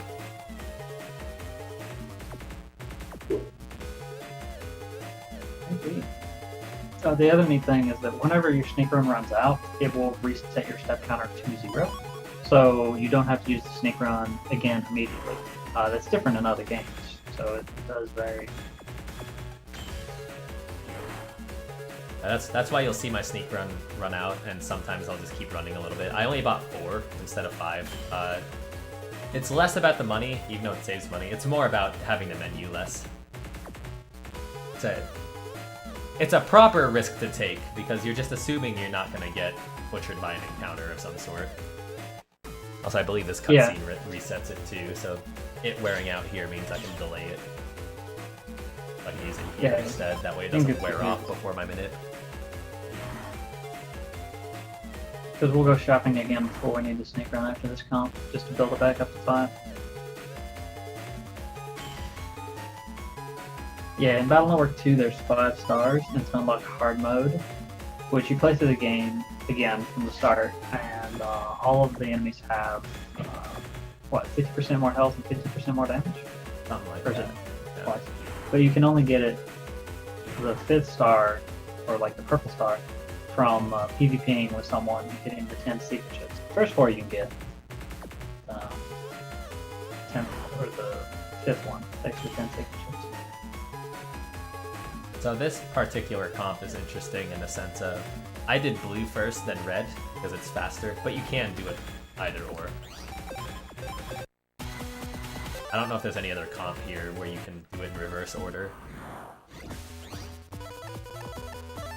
Do what in reverse order? What's that? Nothing. So this is where the deck parity comes in play. So I have an attack plus 30. I also have a bunch of attack plus 10s.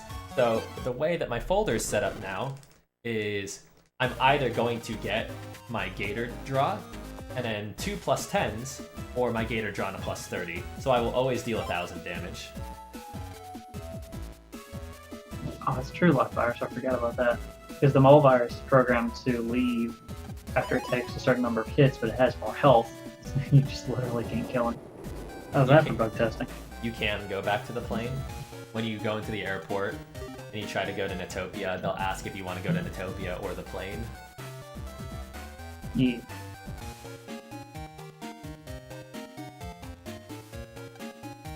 Now we have to tell all our friends that we're back and we saved the world yet again. And you watch Mr. Magneto, Mr. Goss get arrested. This is why we got the brooch. It cost us 1,000 Zeni, and she gives us 10,000 for it. It's quite the deal. Yeah, I didn't know until I started looking into the speedrun, but you can buy souvenirs right before you get on the plane, and there's 3 that you can buy, 1 for each friend. And the first one you buy is a brooch for Yai, and so you pay 1,000 Zeni and then give to her, and she gives you 10,000, so it's 9,000 profit. So super handy for the speedrun. Did not know that casually. It's kind of like in Battle Network 1, where if you go talk to Yai after the Colorman scenario, where you picked up her souvenir, she'll give you 10,000 Zeni there, but it's a brief window. Both of these are, if you go to bed and end the day, you won't have that opportunity anymore.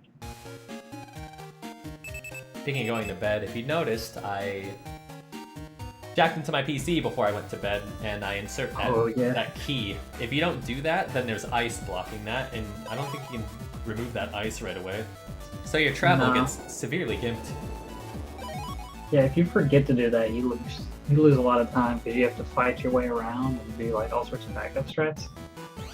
It's kind of like forgetting the PMD in Battle Network 3. Who does that? But now here comes the absolute best part of having the Gator PA. This is GateMan for the 3rd time. We want a second one so we can have duplicates, and we also need to use Gator twice in one fight. I don't think he realized that you could do that, so we just killed him with a PA he probably doesn't even know exists. Poor guy.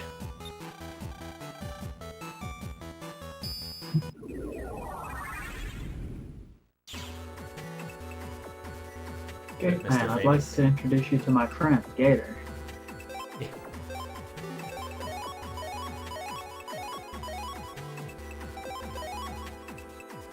Buy another unlocker here because we're gonna buy another sub-memory later so we can have 6 sneak runs instead of 5. Pretty handy at the end game.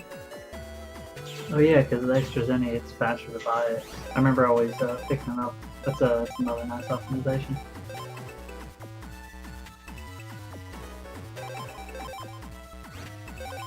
I had to remember what that edit was.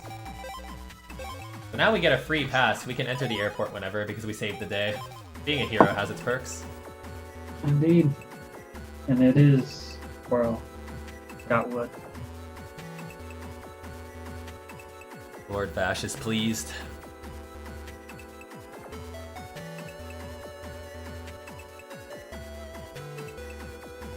So the gimmick for this whole split is we break ice, we find cures for ice, we get to break more ice.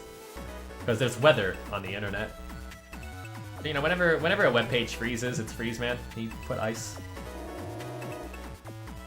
Makes sense. Pretty great.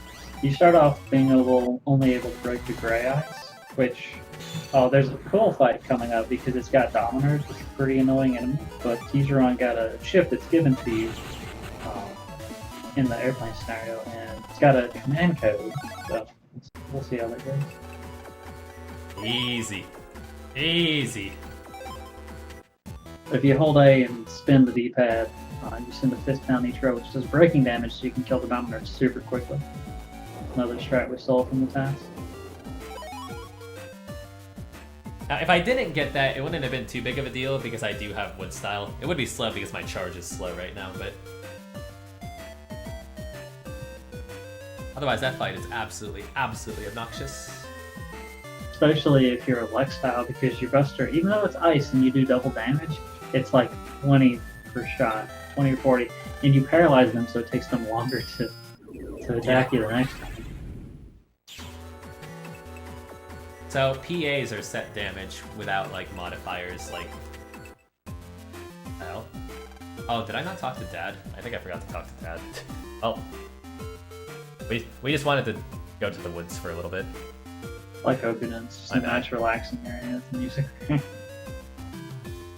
that's a little bit of time loss. Whoopsie. We're supposed to talk to Dad. That's better than forgetting fire data. That's true. Gotta go back here.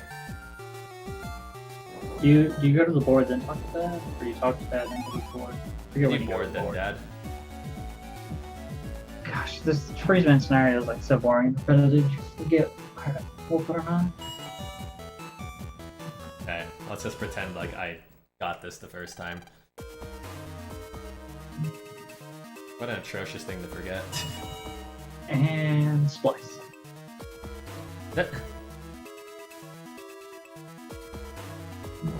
Yeah, PAs are set damage without modifiers like the attack plus 10s.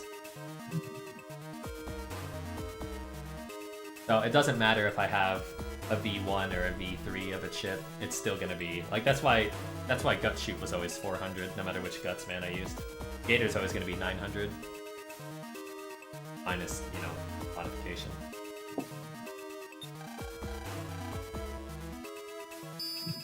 Okay, let's try this again.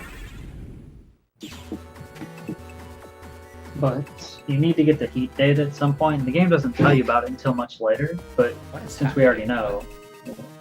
Huh? You're not able to get it? I got red frag. I got the cure from Dad.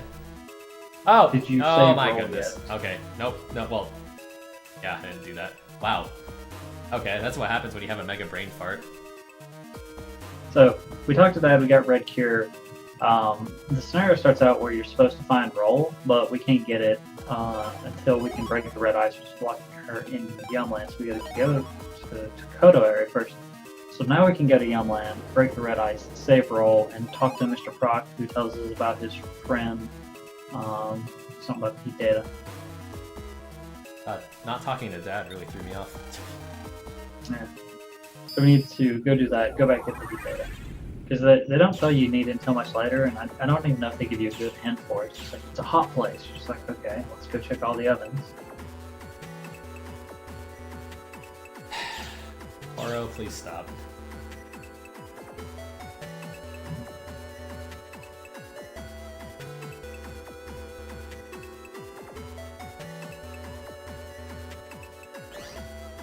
$3,000 damage now. Is it times 2? I thought it was just 3,000 damage.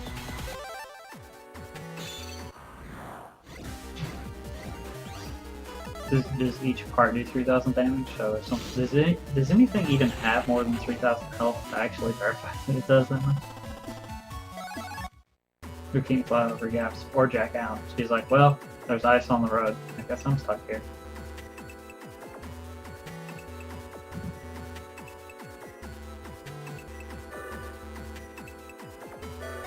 Zapdos is displeased that you forgot to save roll. His favorite trait. And to be fair, I figured that out on my own. Oh, that's a cool strat. So you don't Gator that now? Nope. 2 of the handies will move, and if one of them moves into the middle, you can damage beast off the bomb. And then wait for the third one to move, and then you can do the Silver Fist. Because the old strat was just use Gator on everything, but Silver Fist is pretty nice in that specific fight, once you figure out the quirk of how handies move.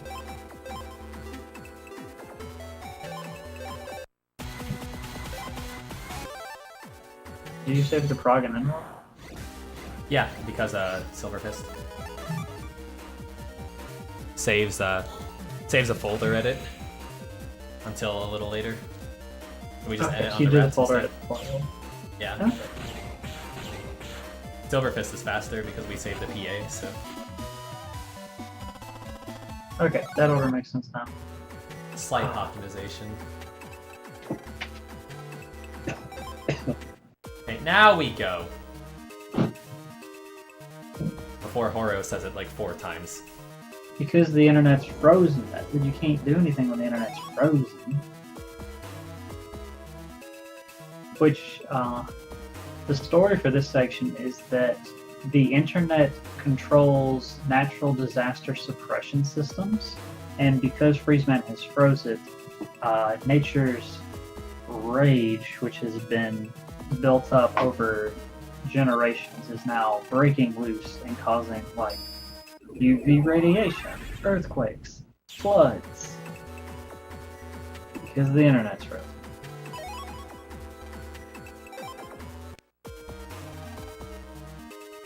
There, finally, jeez. All because I forgot to talk to Dad. That really threw everything off.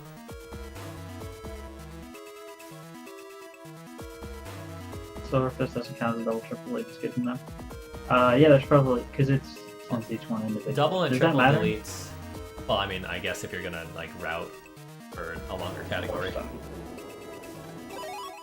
Double and triple deletes only happen if it's a simultaneous death, which is why when you fight those spikies, if you get V-gun and then dash, it's a triple. But if you get no V-gun, then you have to guard, and you don't get a triple delete from that. So dash attack's technically not simultaneous kill. I guess there is a window, but it's just really small. Yeah, it's a small window, so dash attack will count.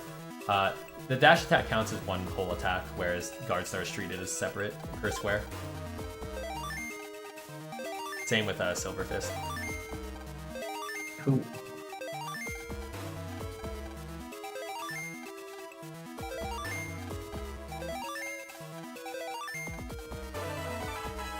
Yay! So, if we were on a different route, then this would be the part where we start using Snake Lady's bag. Miss Million Snake Road. But instead, we just come here to do a quiz, which gets us an HP memory, which is like, okay, that's one we don't have to get elsewhere. But the more important thing is it gives you a key to get to the Natopia area. So with this route, we use 3 of the internet shortcut keys. All we don't use is this young thing. And that lets us, from Marine Harbor, very quickly get across large sections of the internet.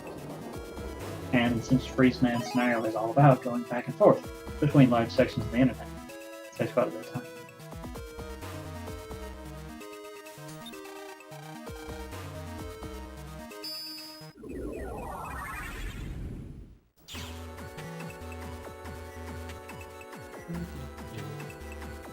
Now we gotta check the bulletin board. We gotta find out who Doc is. Oh yeah. So the worst part about this whole scenario is, I mean, like, you're doing a lot of backtracking. It's really obnoxious. But the thing I don't like is a lot of the backtracking is stuff that just seems completely unnecessary. There's one point in time where we're gonna have to go to UnderNet 3 for a second time, which by the time that happens, it's what, the 4th or 5th time we've been there, and it's just to see somebody walk below you, and it's like, how do you get below there? Hey, Lan, did you see that? Like, It's like, you talk to a guy in Natopia 2 who's like, go find my brother in Under 3. So you go to Under 3, and he's like, hi. And then you go back to Natopia 2, and he's like, I found your brother. And he's like, thanks. And then if you go back to Under 3, it's like, I was just kidding. yeah, it's very anti-speedrun. There's menuing in a speedrun, you combine as much of it as possible into one go, whereas this is like, you'll do this menu, and then you'll take a few steps and do this menu. It's almost as bad as Park Area 3. Oh, this is the scenario as well where Aqua really shines, because we can skip 2 or 3 different manipulations. We can just use Aqua's charge shot here and get rid of the sorties. save a reset, save the PA loading screen, save the PA action. It's pretty nice.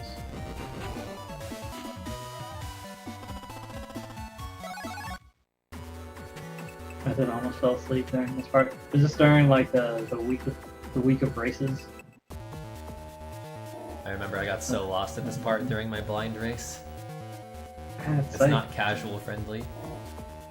The concept's really cool casually though. Like you get a chance to fight a bunch of viruses that you didn't see since like an earlier part of the game, so you get to see just how developed your folder became over time.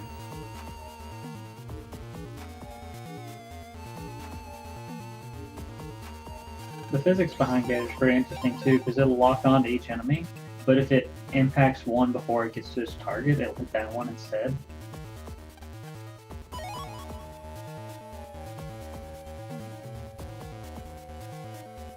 I'm soft resetting when I save, so I can manipulate. At this part in single segment, you'd go by full cust, which is super amazing, but because we manipulate, you don't really need it. Rip full cust.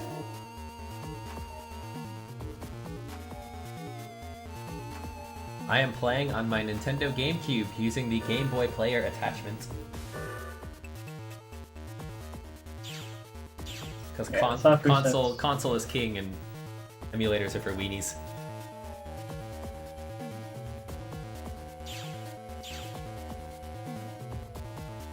I'm just admiring the S-Video UnderNet quality.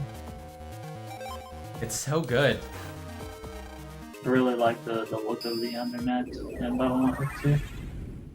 UnderNet plus GBI plus S-Video cable equals Keizaron.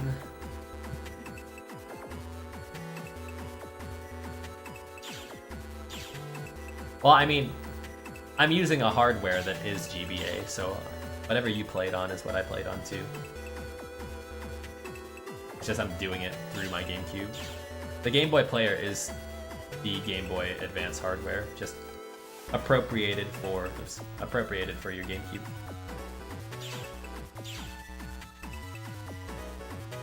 So I'm essentially playing on a big Game Boy Advance.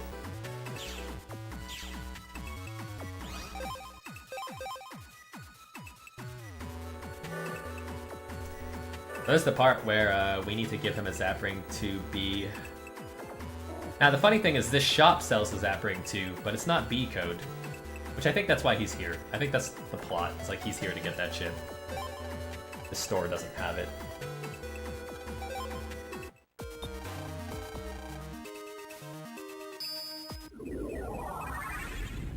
Yeah, I'm not on Visual Boy because I'm not on emulator. Visual Boy is also a really bad emulator anyway.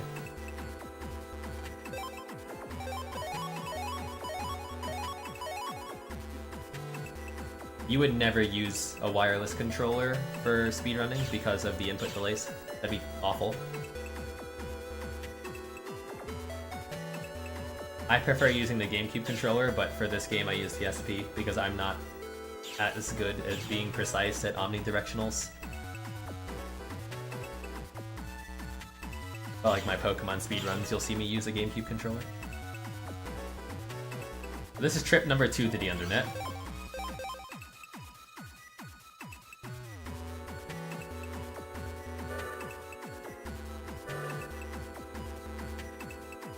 You'll be seeing me take this trip a lot. I think the very first marathon that I took part in for TeamBN, we had a quiz bot because this part was so Resident Sleeper. Yeah. Weird tonic stuff that up. Well, if you're playing a game casually, then it really doesn't matter what emulator you use because you're just playing it. You don't care if it's accurate or not as long as you can play the game. But in speedruns, you want accurate emulators. And VBA is not accurate. The most accurate emulator out there is MGBA right now. And that still needs some testing as far as I know. And that's for Game Boy Advance games, obviously. MGBA is still in active development, right? I believe so.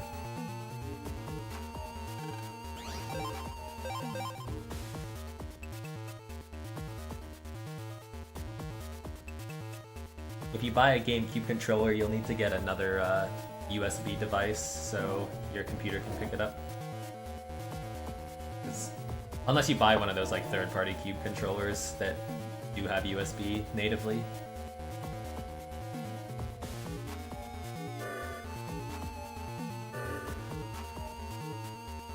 Most people that play on emulator do prefer using PlayStation controllers, from what I've heard. I always use my GameCube controller because it makes it so if I transfer practice from emulator to console, it's a smooth transition. Muscle memory is the same.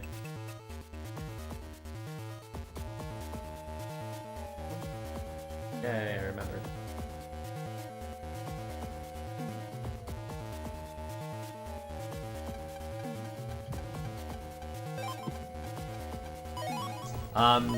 I could not give you a specific list of every single thing that it has wrong, because it's a per game basis, but it doesn't emulate the game accurately. For this game, for example, the VBA runs at a slightly wonky frame rate. In-game time doesn't really matter for this, but in-game time is a little off as well. That's also the case in Pokemon. Another thing is visually, if you do Gator, your projectiles might not appear. And then if an enemy uses projectiles, that also might not appear. If you don't have the BIOS file, that happens. If you have it, that doesn't seem to be an issue anymore. But there's definitely an excellent example of how sometimes emulation will have different results on console. Because sometimes, like, the game will be programmed in such a way that a quirk of the hardware makes something work, even though if it's emulated correctly, it wouldn't. Because I know there's some specific examples where they actually go out of their way to make the emulator do, I don't want to say like be less accurate to what the game was intending, but it's to that effect, where sometimes when you play an emulator, you're going to get a different range from the console.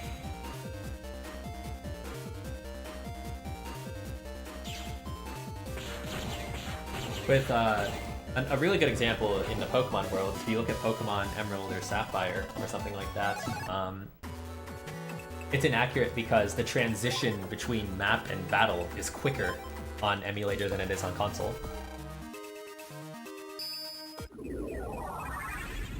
Which, that's basically just less lag going, right? Yeah.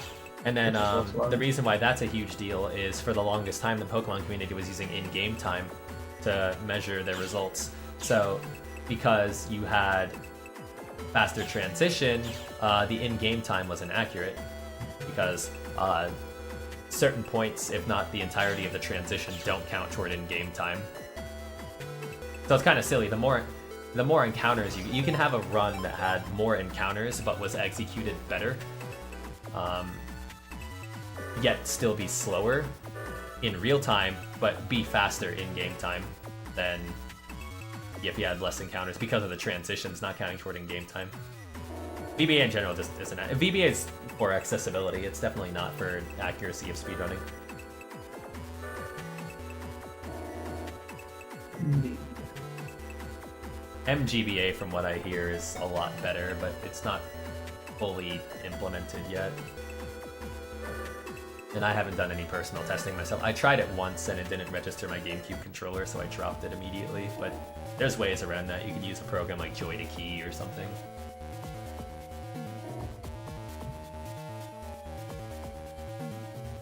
So this is probably one of my favorite parts of the FreezeMan scenario. Not because it's anything special, but because when I first started learning this game, the notes I used were notes by Doyson.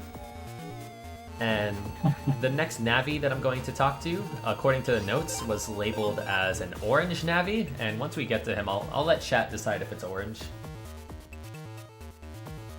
Depends on your definition of best. Shout out.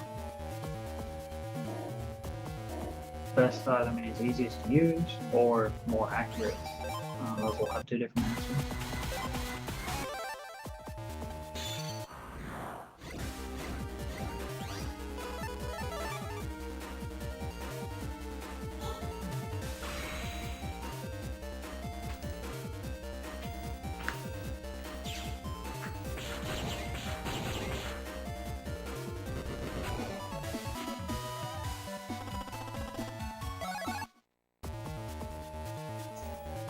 Alright. Who's ready for the orange Navi? I don't think anyone's ready. Behold, the orange Navi. So when I first started learning this, I was walking around this area forever trying to find somebody that was orange, and I was very much confused. Loisum is in chat. You can ask him where the orange Navi is.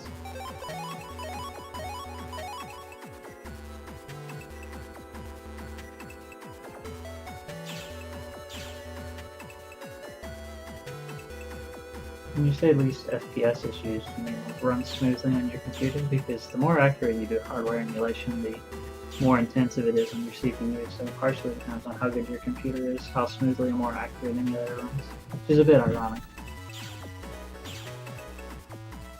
That's another thing to take into account.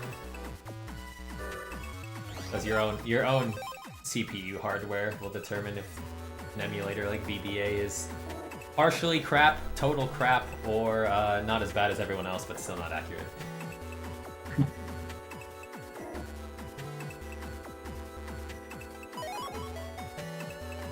Apparently, chat says that's totally orange because you're just colorblind.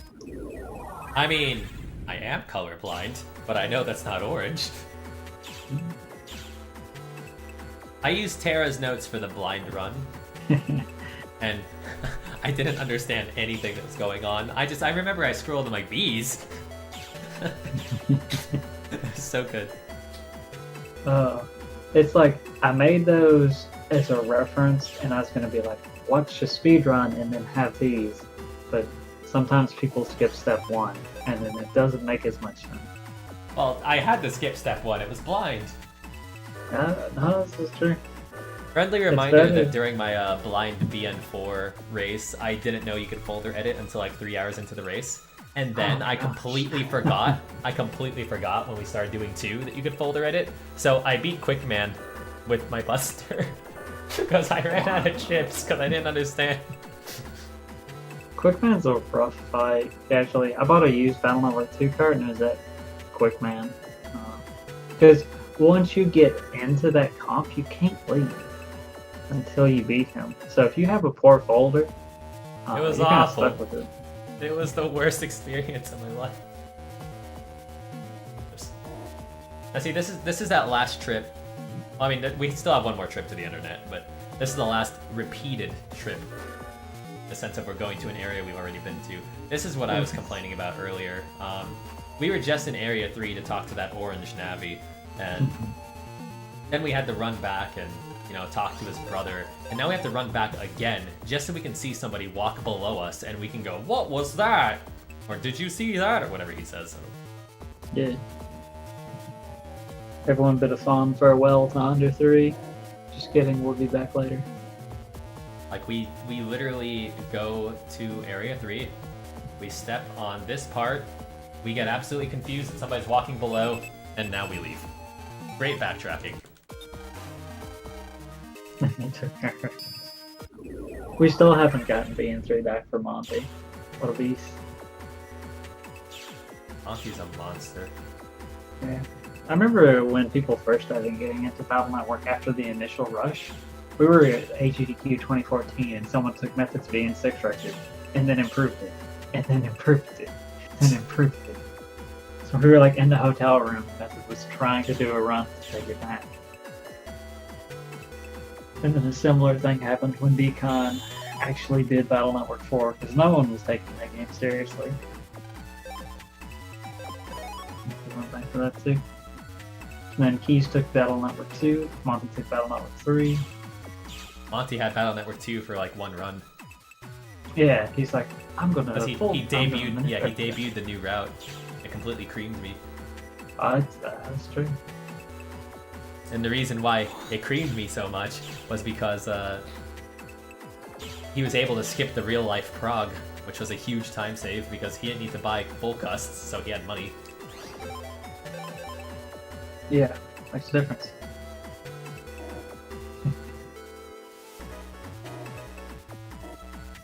That's what, normally like a 40-something second time sync or something ridiculous. Yeah. It was 40 or 60 seconds. It was something right around that. This is the last time we're in the UnderNet. And this is why we got that unlocker. This is a sub map. So now the next time I buy sneak runs, I'll be able to buy 6. And conveniently, 6 is what you need to avoid encounters at the end game. Otherwise, you have to risk an encounter, and those encounters aren't kind. Yes, they're pretty bad. There's probably more than one highlight of instantly dying to either spikies because you're wood style on a grass panel, or sparkies because you're aqua style on an ice panel. It's so great.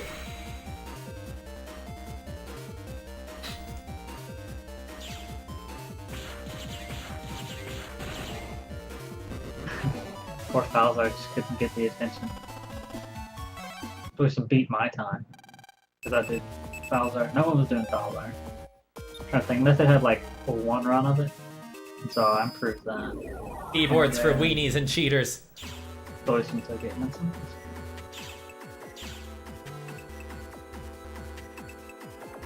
Yeah, it's like keyboard works well, and if you get used to it, you can be a lot more precise with your inputs. And so you can do things like var sort or command codes. Var sort is not fair on keyboard. It's very different. Oh, the Null and Void fight that Keizaron used Gator on, that's super difficult casually because those things have massive health regeneration. Like if you don't insta-kill them, and they also put whirlpools on your area and push you around, which generally are high damage and annoying.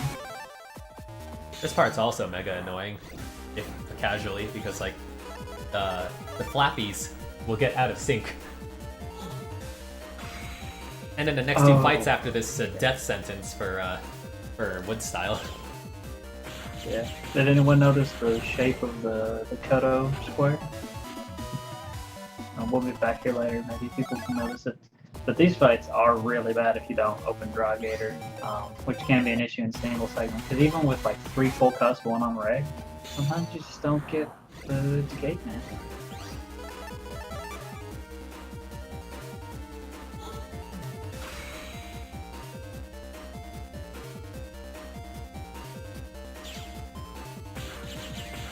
I recall one single segment run.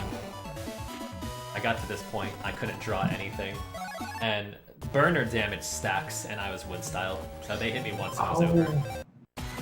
Yeah, like if you stand in the middle and then they hit you, you've got iframes, so you're sitting there wood. You took a bit of damage. I guess actually even if you dodge it, because the other one's more dangerous because they all start synced up, so they all overlap much more nicely. If you dodge that, and all 3 of them go over the same panel, and 3 of the fire things stack, and then you step onto it as wood, you instantly die, because it hits you times 6 for the damage. It's so unpleasant. This fight's nice because, like I'd mentioned earlier with Snake Man, it takes him a few frames to pull off their shield. So even though his ice is sticking out right now, it's not fully implemented yet, so he's vulnerable, so we don't have to break his ice, which that's a pain in the butt casually, and non-manip wise.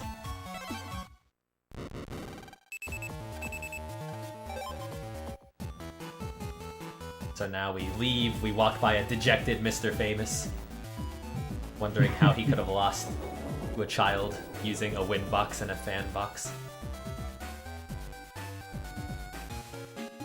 And his own Navi. Yeah, poor FreezeMan. That's another reason why it's like having the plus 30 so you can do over 1,000 damage. Pretty good. But my favorite thing about the alternate route for this, where you don't go to Marine Harbor, is you're in your room upstairs.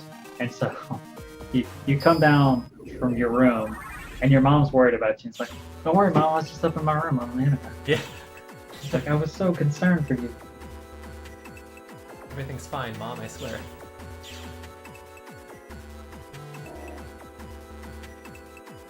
We gotta make one more trip here. This doubles up as a shopping trip, so I need to buy my sneak runs. Yeah, because FreezeMan gives you Zeni. For a while we weren't taking advantage of it, but If you manage it right, that gives you enough to where you can, on your way back to Keizaron Square, get the final power-up and the final back to Sneaklings. And this power-up's very important, because it'll put you at the right level to avoid encounters toward the end. Yeah, you gotta be level 51, so the power-ups we get, plus the health we get, plus the style change add up to exactly the right level. So, kinda neat how that worked out. Also, we gotta activate a cutscene here anyway, so like everything lines up pretty conveniently here. Actually, you only had like 2,000 Zeni spare, so that's pretty good. Which I guess when we cut out all the random fights. Now, there's a lot of fixed encounters that give you rewards. Some of them will give you Zeni, some of them will give you chips. And even though we manipulate the fights, we don't intentionally get a specific drop. So there's some variance in how much Zeni you have. Oh, we forgot the ice punch. I guess it slipped our mind. Ah! You get one. Just watch Batman and Robin. That was it. So, that real-life prog that I mentioned about 10 minutes or so ago, so what you would do is you have to go through this. Real-life Kodo gets absolutely messed up. Then you have to go back to Marine Harbor and then climb up the ladder, climb up the elevator, and then you gotta go back to where you would jack in for the Shadowman split, and you'd find a prog that's somehow in real life because everything's topsy-turvy right now. Horo doesn't even know what levels are worth. Wow. Horo sucks. It's 1 and 4.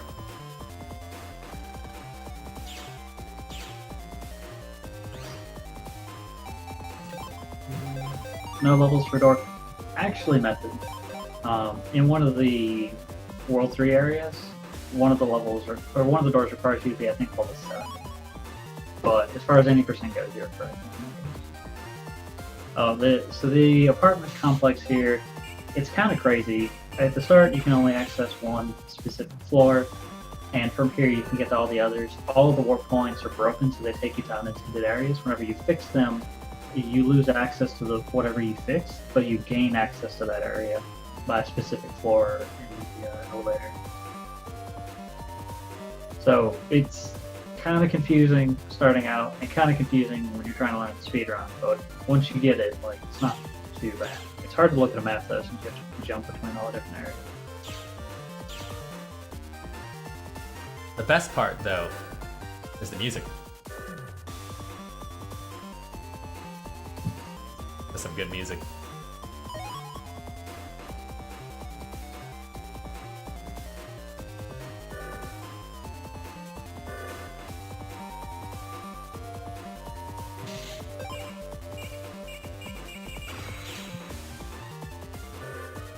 Yes, we're gonna fight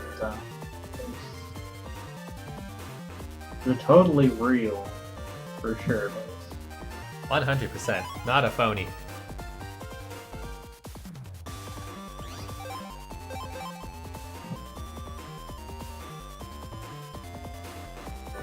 a little bit too close. So the L-bits fix the... So if we're looking for L-bit EV, which will let you get to 430, but how sweet. Oh, so servers are growing, which causes internet radiation that is merging the real world and the cyber world. This is logic. Yeah. This is Mega Man Capcom science.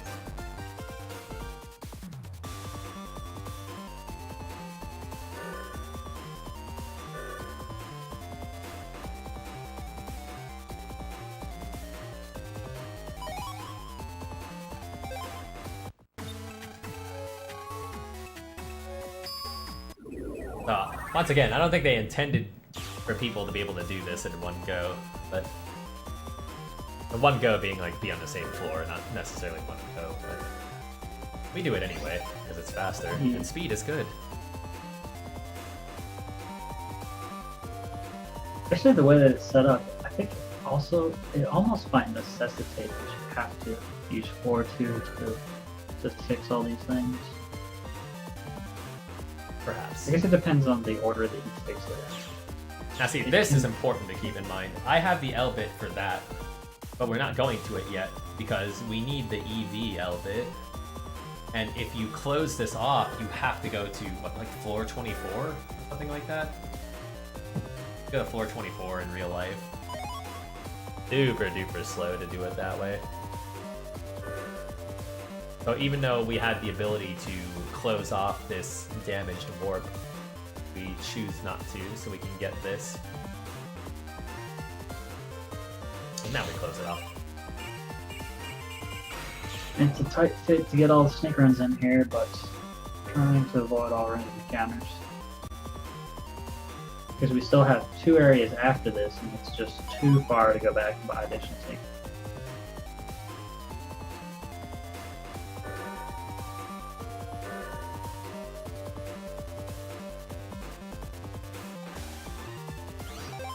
We also need the sneak run to run out before we get to the boss rush, because unless you're really good with your steps or you really delay your sneak runs, then there's no way to avoid that sneak run running out.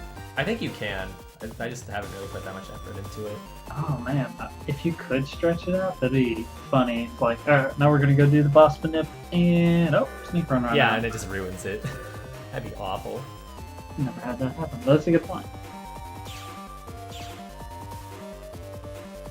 Yeah, now that I think about it, you can't stretch it out. You're doing enough warps where you could get away with that.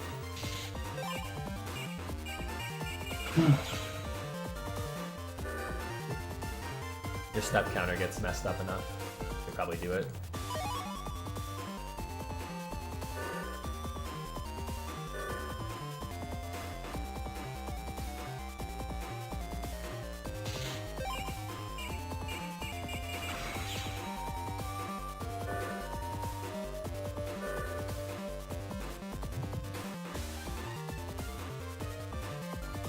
This part's just warps for days.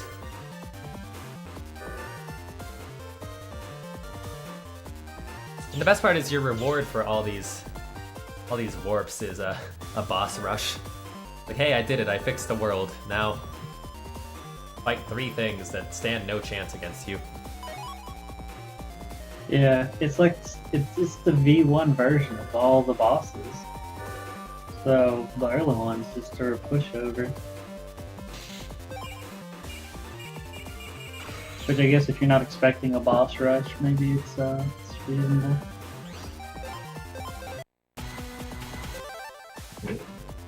Have you done so, Horo? Or just do you think it would be?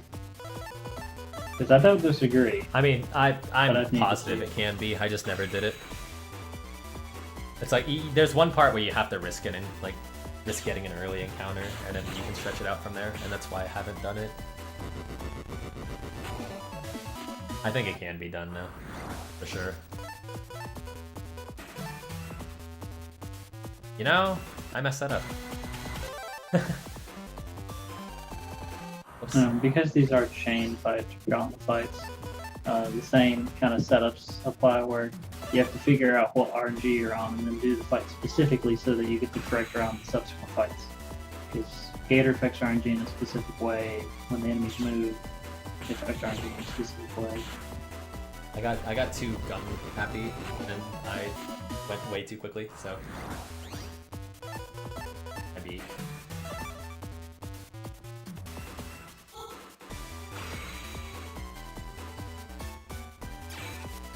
That Buster's on purpose, then we let him move around on purpose, we let him hit us on purpose, all for RNG advancement. Pretty kooky.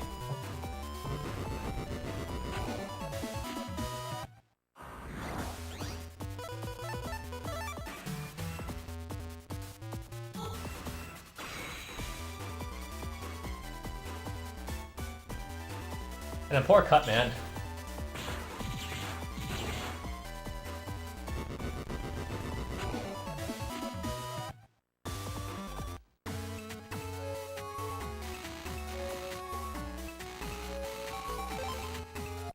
Now I go to floor 30.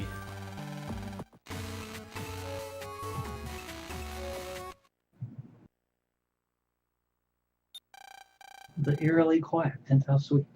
Yeah. Calm before the storm.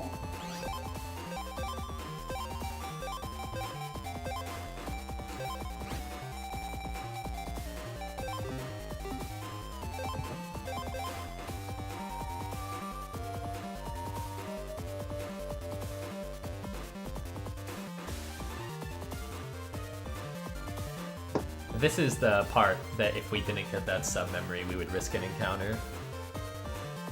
The encounters here are mean. Indeed. Because you could also get a second encounter if you're really unlucky. I think 2 is pretty average for me in this area without snake running.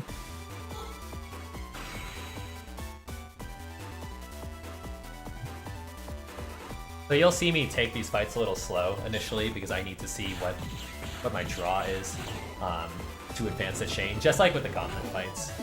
Like, since Fan was in slot 5 there, I didn't have to bust her to advance everything. And then from here on out, I should get Gator plus 30 for both fights.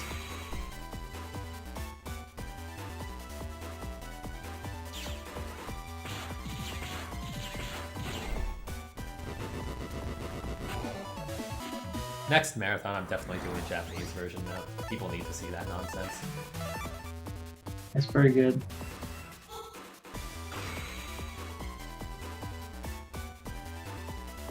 You can do something similar with Bar Sword's Tri-Slash, but that's not really viable for the speedrun, so.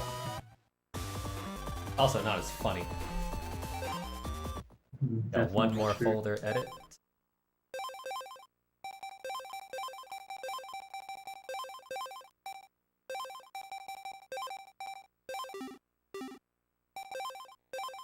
And before I manip, let's show off this folder real quick so people can see just how alphabet soup it is. So star G L G S L star E. Like that by itself is a mess. We still got Recov 10s. We still got Shotgun J's. We got panel outs. Mini bomb. Like half of this folder is still the starting folder. Sword is still in there. 2 swords actually. That's pretty great. So if the manip doesn't work on Gospel, you're in poor shape. Yeah, man, I'm doing it too slow. So this is the Walk of Doom. It's lovely. I love it. So great.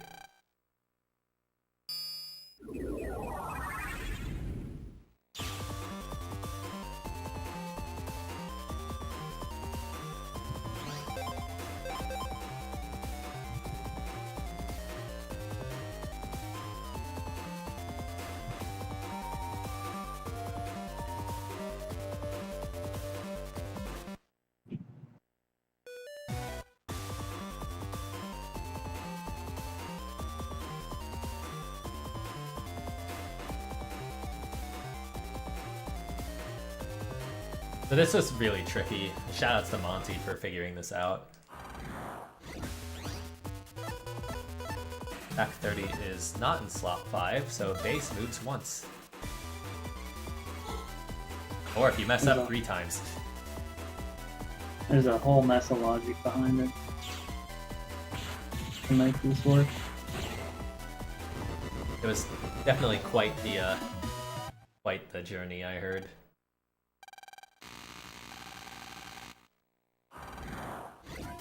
And since we got wind in slot 3, that means we did it right, so go team.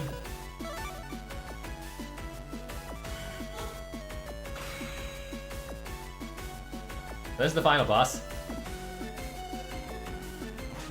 He's also in 6, except this is like the fake version, and the one in 6 is the real version. I take these bug frag damages on purpose, that way I know that he doesn't shoot a bug frag when I try to shoot him a second time. So you can't damage him unless his mouth is open, or if you get like the 1 frame when he closes his mouth. Yeah, Gator just stomps him, you know, easy, easy. Goodbye. When he gets below 1000 HP, he does transformations, changes his attack pattern a little bit, but he never gets the chance. Never. And done. Good run. That wasn't too terrible. I'm still waiting on the explosion to stop the timer. There it is. 2:22:52. Only over 30 seconds faster. Darn. Okay, I gotta do it again. We gotta get 22222. I like these credits Battle Network 3's got my favorite credits, but 2 is my favorite theme. So we'll let those play out. And then I'm going to hop out of Discord. I'll let you do the outro and stuff, and then I'll do the transition. So if there's anything you want to show off, I need a little bit of time to set up a Battle Network 1. Certainly. I'm gonna try and find that video so I can show everyone. Okay. Yeah, if you want to just put it on your stream, that works. Or you can just link it in chat either way. But I'll let you take over from me, and I'll be back in a bit with some Battle Network 1. Sounds good. Alright, so bear with me, chat. I gotta find this VOD first. Might take a little bit. It's definitely an older VOD. Yeah, I'll show you the last 2 fights with Prism. It's really ridiculous, actually. It's this one. Cool.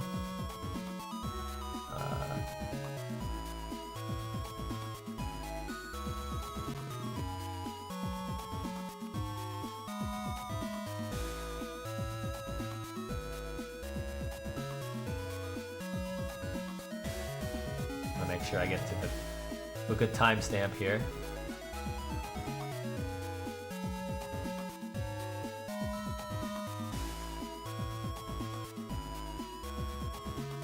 Alright, so like I said, bear with me here. I need to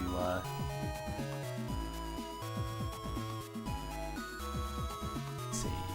Don't make source visible, please.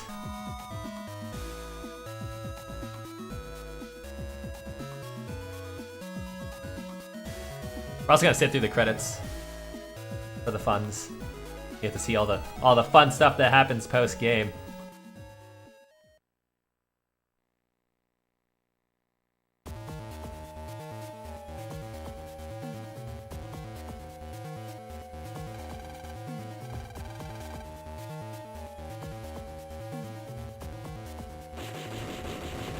Oh no! Base is dying! Oh my goodness, it's their real base. Man. Called me a filthy human and called me out on my manipulation. What a friend.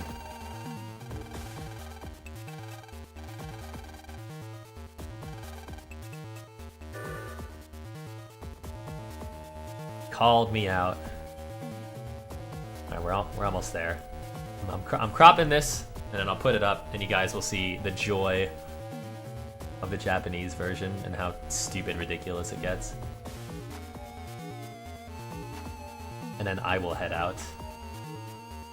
And you will see the great T Taraj 42 do Battle Network 1, where he resets even more than me. And his internet looks even crappier than mine. That should be it. Let's this up.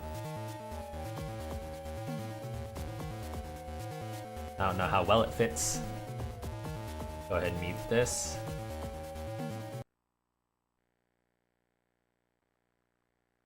You're gonna hear my commentary. So like, there's Prism, there's Tree Bomb. And then I got the string fail again. What a bad speed game. The game doesn't know what to do with the collision of Tree Bomb on Prism, so base dies immediately. Pretty good. And then this is how the this fight goes. Wait for him to open his mouth. Alright, this Gone. was only poison. Done. That's good.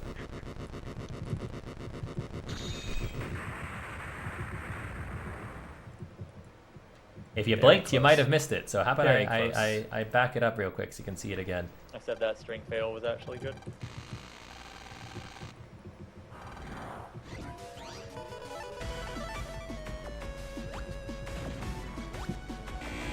Alright, this Weedle's only poison stinging, that's good. So the Japanese version of the game.